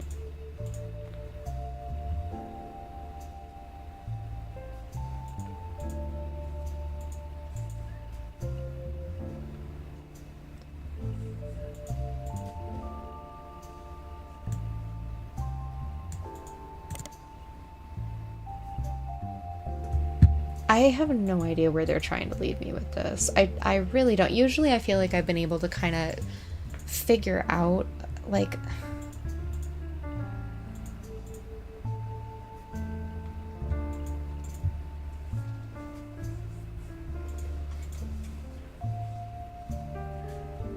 But I genuinely do not know where they're trying to lead us with this. I mean, I think maybe it's just giving us more clues, but...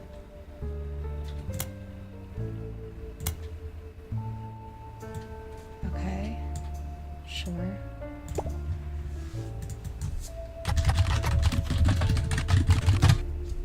Comedian Penelope Tessa Green was part of a recent fundraiser at the Reno Comedy Club, The Laugh Lounge, about a month ago. The fundraiser was called The Best Medicine and was to help find a cure for Huntington's disease. According to the website, she released a statement. "Up until recently, I didn't know anything about Huntington's. In the last few months, I've gone from knowing nothing about it to learning more than any one person should ever have to. Until less than a decade ago, it was impossible to predict if someone susceptible to Huntington's had the disease, but due to advances in medicine, tests have been developed. Hopefully this increased awareness is the first step into finding a cure. Please join me for a night of comedy for a good cause." What?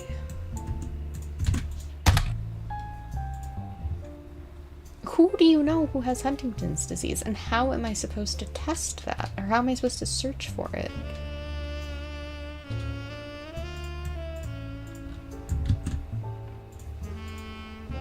Robbie... Ronald. She's married to Ronald.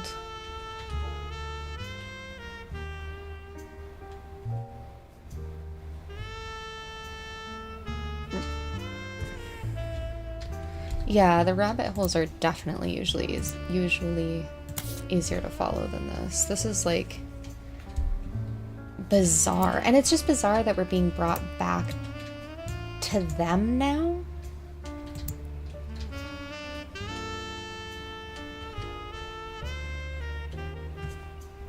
Who is Tessa on the family tree? Tessa is Ronald Roottrees' wife.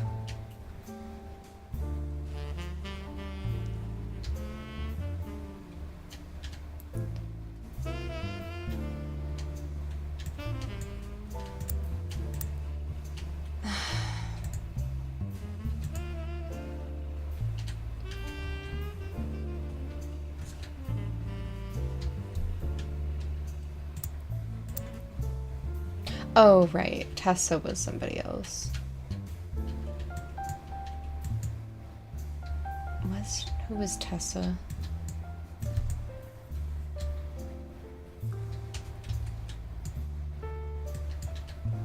Penelope was her name, that's right.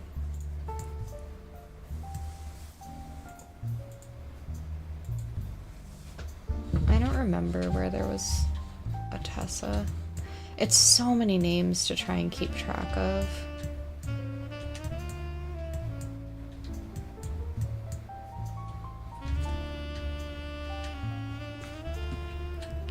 That's what I'm thinking, yeah, is that the implication is that Gwyn didn't actually give birth to them and that their father, that they're the product of affairs.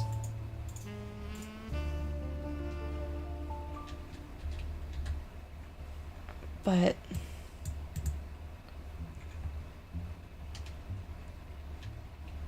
I just don't understand why. I mean, I guess if she died in the 60s and Ronald is, I don't know how old he is. Hold on. You know who might know is if either of them are in Teen Blast. Oops.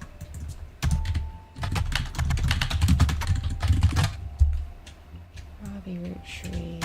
Robert Roottrees. Robert Roottrees. No. Ronald Roottrees. Ronald Roottrees. No.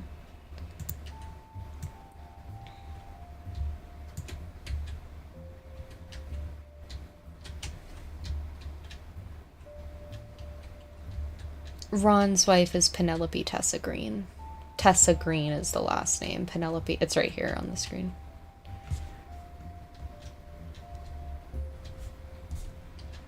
Yeah, the sacrifices she had to make. I'm assuming that that's what the implication is, but I just feel like we need more about that, and I'm not sure what else to, like, search to get us there. I guess I could check in the periodicals.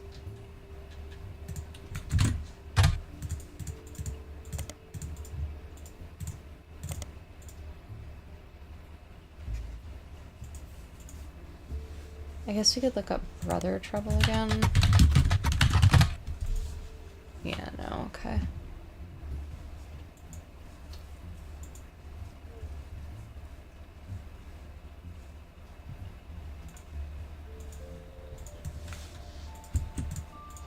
No, that's old news.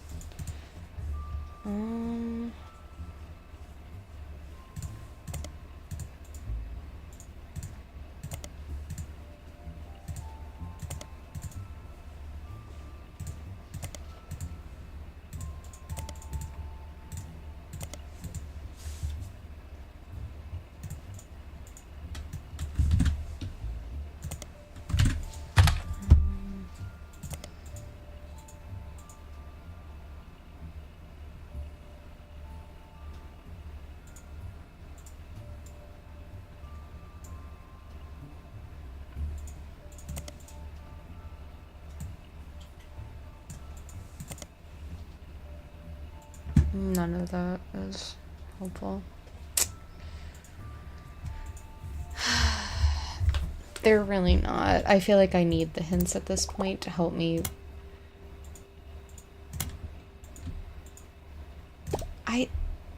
I don't know where else to look into them. Like, we've looked at this stuff. I know about their... Ugh.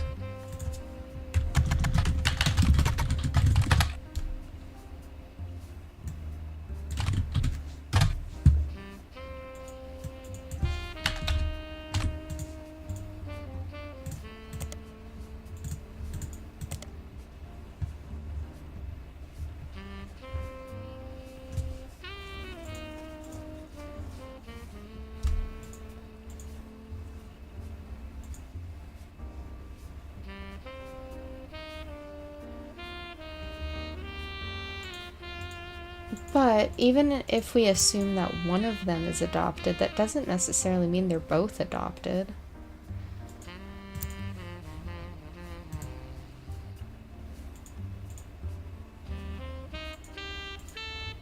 No, that was just what the suspected... This is all hearsay. They've never gotten any kind of confirmation on this. But someone... It said Ron seemed way too eager and personally motivated. And again, all of this is just a source on the inside. It does not give any more information than that about where they're getting this from. And it just said that the source on the inside said that they were worried he would gut the Clans of Trust to remove Robbie. And they didn't want to risk their wealth, so they didn't want the Clans of Trust to get messed with.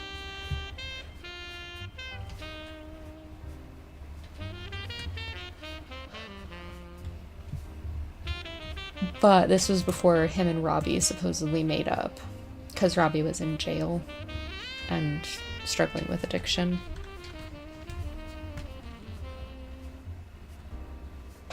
Gosh, I don't know.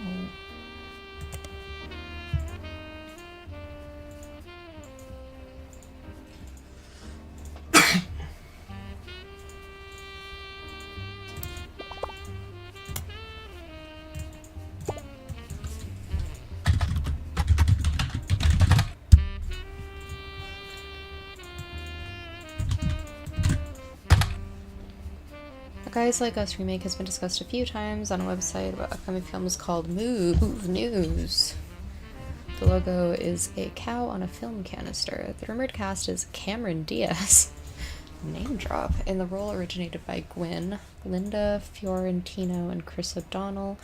According to the leaked news, the remake has been put on indefinite hiatus due to its director, who is speculated to be Ron Roottrees, dropping out in the wake of a serious medical issue, though that's only a rumor. Okay, so we're thinking that Ronald Roottrees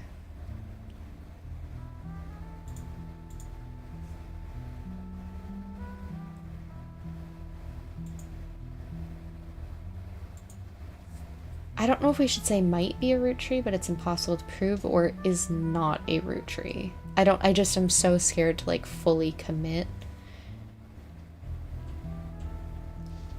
Because we have no, like, definitive evidence of this. This is just a theory. You know what I mean? It's weird.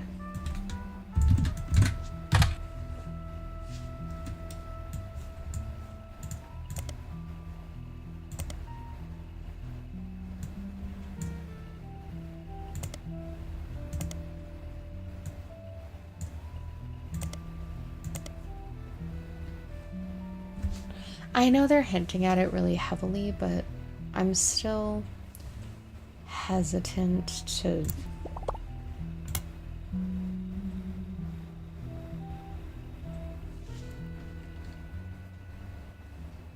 Information on people related to Ron and Robbie in periodicals in your last investigation. I'm gonna need you to just spell it out for me, because...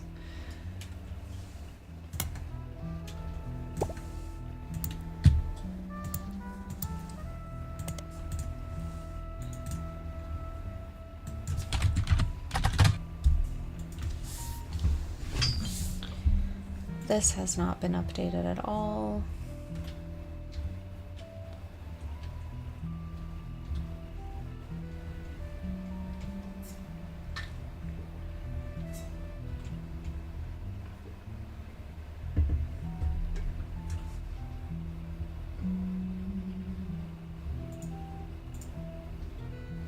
1957.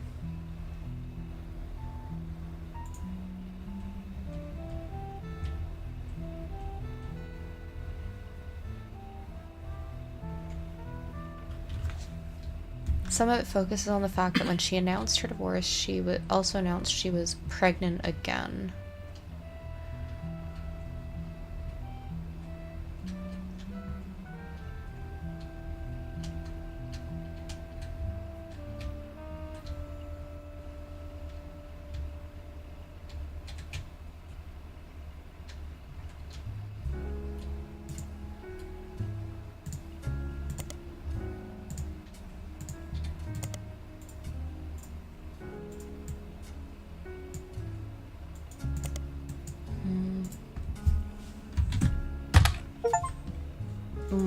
My gosh. Found all the smoking guns. Okay.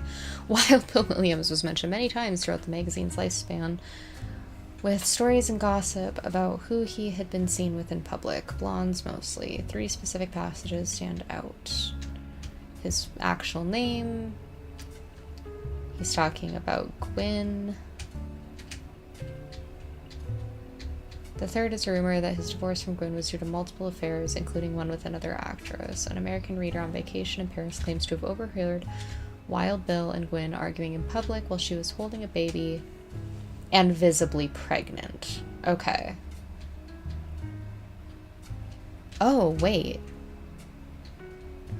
Oh, yeah, okay. Okay, so she was actually pregnant one time. So I'm gonna say that Robert is for sure an actual Roottrie, because he's the younger one. Ronald, I think, might not be an actual Roottrie. Okay.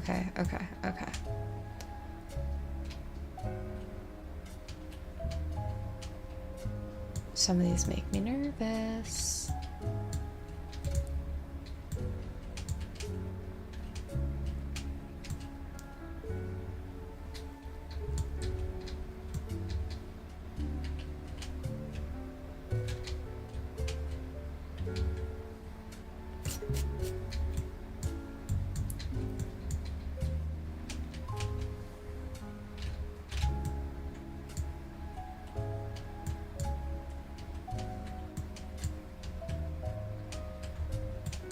Okay.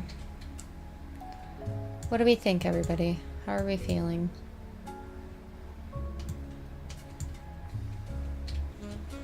What are we supposed to do at this point? No, it's not that. What was the thing they gave us to help us navigate what we're supposed to do next? This thing, right?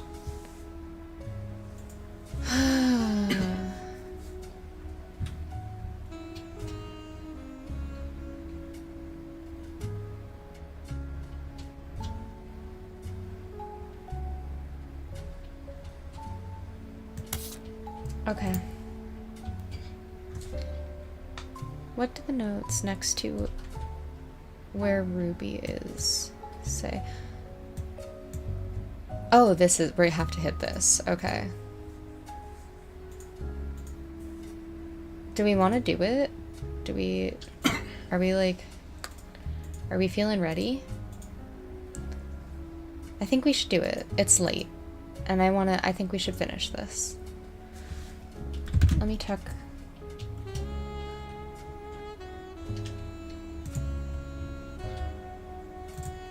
Now we have half of the achievements, so that's something.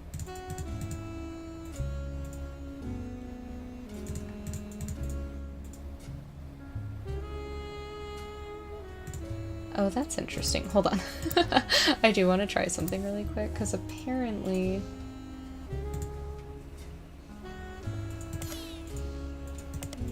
Oh wait, no.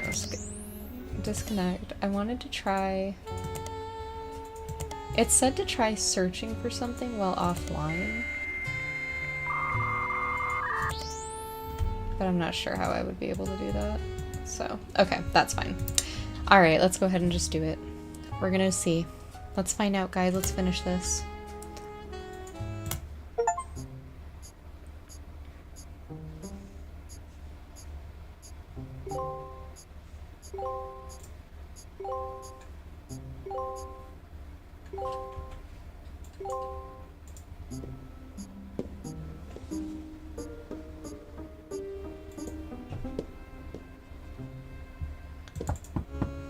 Let's find out.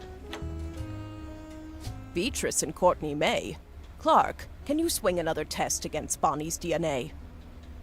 This time I'll be sure to have them verify both samples in person. 1 week later. Let's find out. Using the family tree you filled out, as well as DNA tests, we were able to uncover the truth behind all the inconsistencies. Clark's handling the business, but I've come to thank you and fill you in on everything we've learned. Buckle up, because it's been one heck of a week. Actually, that's an understatement. It's not every week you discover your family company is being sabotaged by someone they trusted. But that's the kind of time we've been having. Like I said, buckle up. Maybe grab some popcorn. We'll start with Guy Hudson. Guy had a frankly ridiculous number of potential children. What shocked me is how many graduated from potential to confirmed. We can even prove he was aware of them.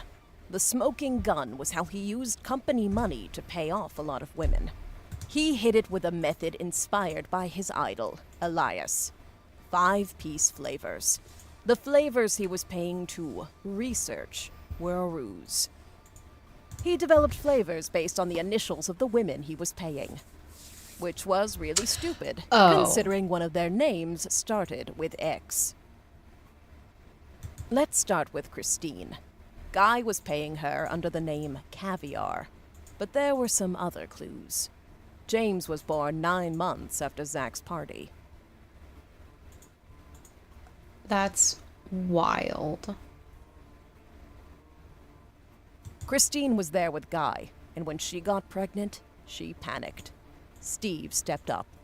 He even turned it into one of his recipe stories. Not all of Guy's affairs led to offspring.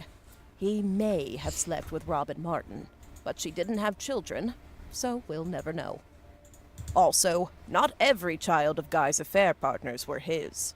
Robert Garland was born after his parents had already moved to Boston. Yep, we knew that.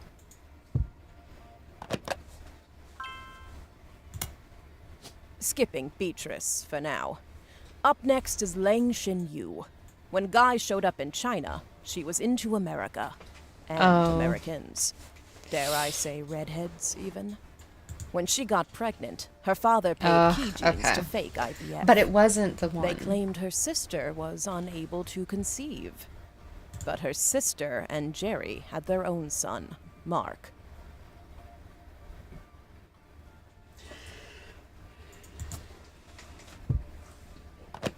Oh, dang it. Okay. I should have committed. Sonia Alves was soon after. Nia was married at a very young age to a much older husband. She resented him. I don't blame her. They allegedly spent no time together in private.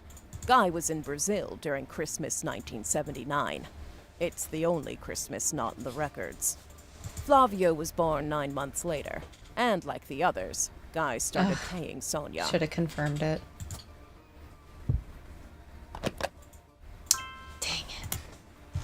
Last was Susan Ford, hired to translate for Guy's overseas trips. It's easy to read into Guy's donation to her school, but there's no definitive proof there. She and Guy were witnessed together near the end of his life. Are you kidding? Susan's husband was convinced he couldn't be the father of her daughters. Guy, though, paid double. The price of twins. Are we confirmed? Yes, okay. So, what about 5Ps? Felix Fellow's mother, Joanna, doesn't have a 5 pieces flavor. On top of that, his story doesn't really add up. His mother already left the company by the time Guy became president, and his lyrics indicate he was born sometime around 1975. Yeah. Alone, that wouldn't necessarily prove it. But there are some suspicious connections between Felix and the company's current lawyer, Ruby Spratt. They both grew up in Portland, in foster care, and according to the local paper, they definitely knew one another. Ruby was the one who approached the Roottrees to begin with. It was all a setup. Ruby and Felix saw my book's challenge to the Clancet Trust as an opportunity. His mother really had worked for Roottrees, and Ruby was a respected lawyer. She exploited my family's greed, worked her way into control of the trust, and ensured Felix got a piece. But they made some mistakes along the way. If you look at the 2 DNA tests that Ruby handled, they were both supposedly tested against Bonnie Hudson. But the 2 signatures that should both represent Bonnie don't match. After Clark and I confronted her, Ruby lawyered up. Ironic, I know. We suspect Ruby had Donatico test Felix against his own mother's DNA. He had a hairbrush of hers. I always thought They it was sent weird the that female that was sample in mentioned. remotely. On the second test, Bonnie's sample was tested locally, but Courtney May's was not. Ruby's been throwing away samples. We think she sent her own hair instead of Courtney May's, but it could have been anyone's. Ruby and Felix were in cahoots. As for why, they were both advocates that's what I of was wealth saying. redistribution. Please give me the A motivation. noble effort. But once they controlled the family fortune, they became just as greedy as the worst members of my family. The money corrupted them. They were so eager to personally wield the wealth for their own cause that they sabotaged any other claims.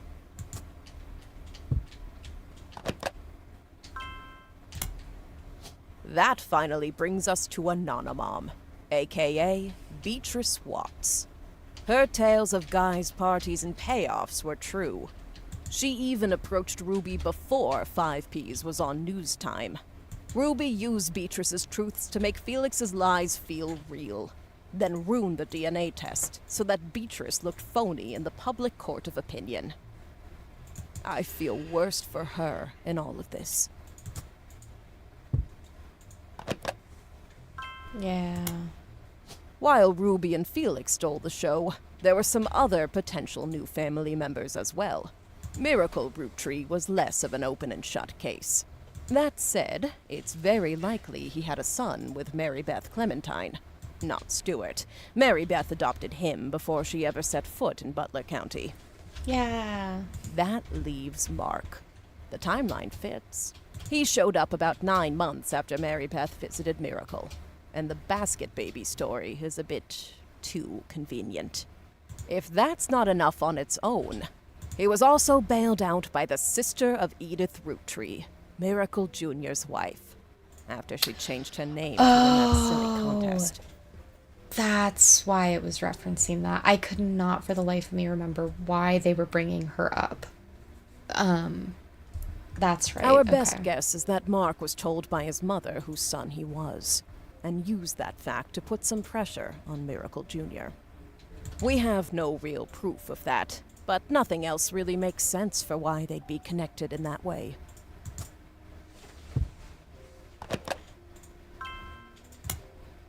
Elias's affair was the most ambiguous. Gwyneth was able to coerce Elias to do things he wouldn't have otherwise done, like pressure to include me in the family. My son even mentioned them arguing about someone named Beth. Combined with Gwyneth's lisp, it's possible the name was actually Bess. Oh, that's why they brought up the list. Unfortunately, all we know about Bess Williams is that she wrote his book and died not long after, leaving her only son an orphan. The timeline fits with Wildcat, but there's no record if she had any other relationship. Honestly, I wouldn't say we had enough evidence either way. I wouldn't be surprised if Elias cheated. Of course, I'm a bit biased. Regardless, we haven't gotten in touch with any of the Williams clan yet. That means we haven't been able to do a DNA test. As Clark mentioned, from here on out, all of our DNA tests will be in person for both parties. Okay, so I was right to have that one be left a question mark at least. Lastly, we have a bit of a curveball. Ron Roottrees isn't related to us by blood.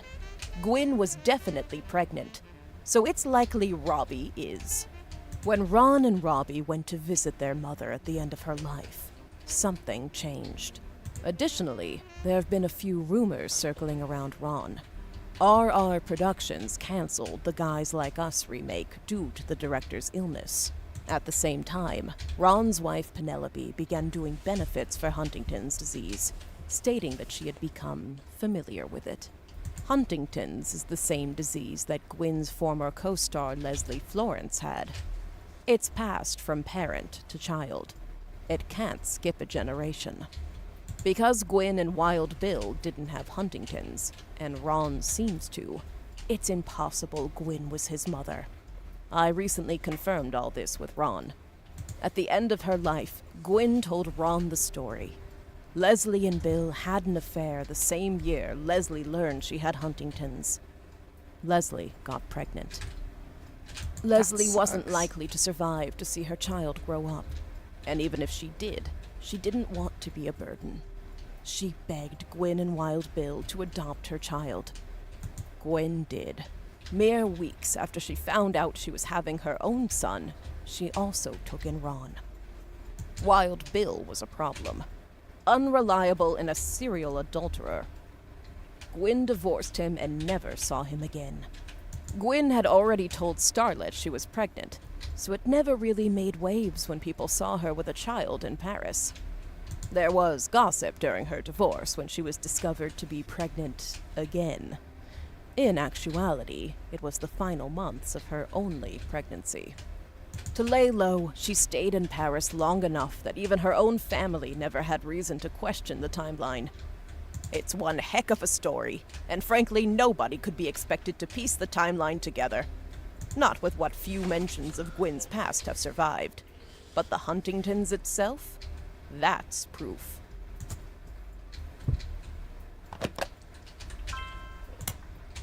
Ron suing Robbie to remove him from the Clancid Trust was a huge moment in my story, and a major catalyst for this entire investigation.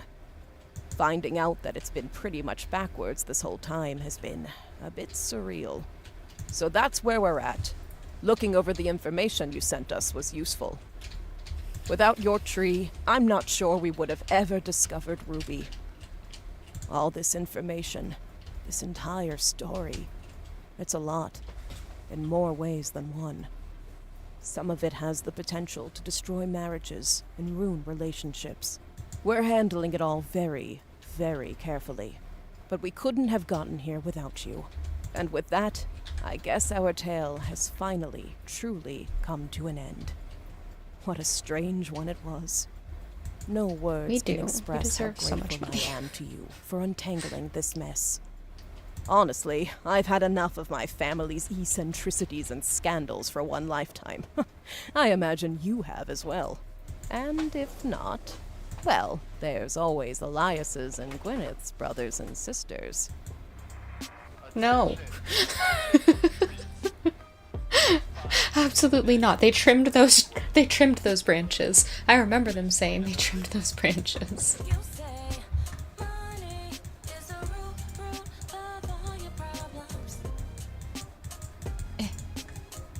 Is there no faster way to...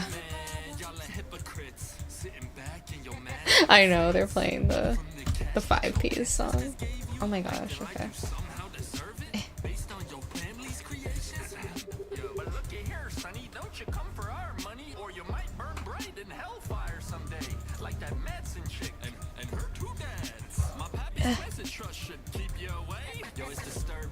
Catching a sermon from a geezer who's never known hurt, but blurts out these claims that somehow we're sinners because we didn't earn it.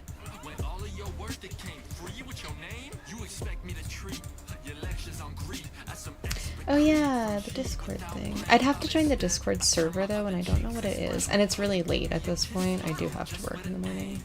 So. Hello? I reached the end of the credits.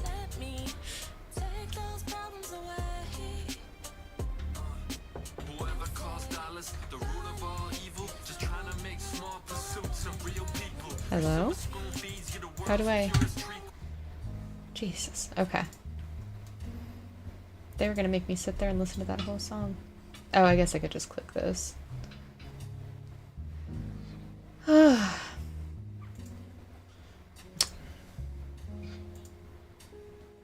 well, we did it. We finished the Roottrees. Go team! Yay, Mystery Gang! Thank you to everyone for their contributions, for keeping it funny and enjoyable. It was an experience. And yeah, I'm excited to pick back up Lies of P on the next stream. So I'll see you guys on that one, and I hope everybody has a good night. Sleep well, everybody.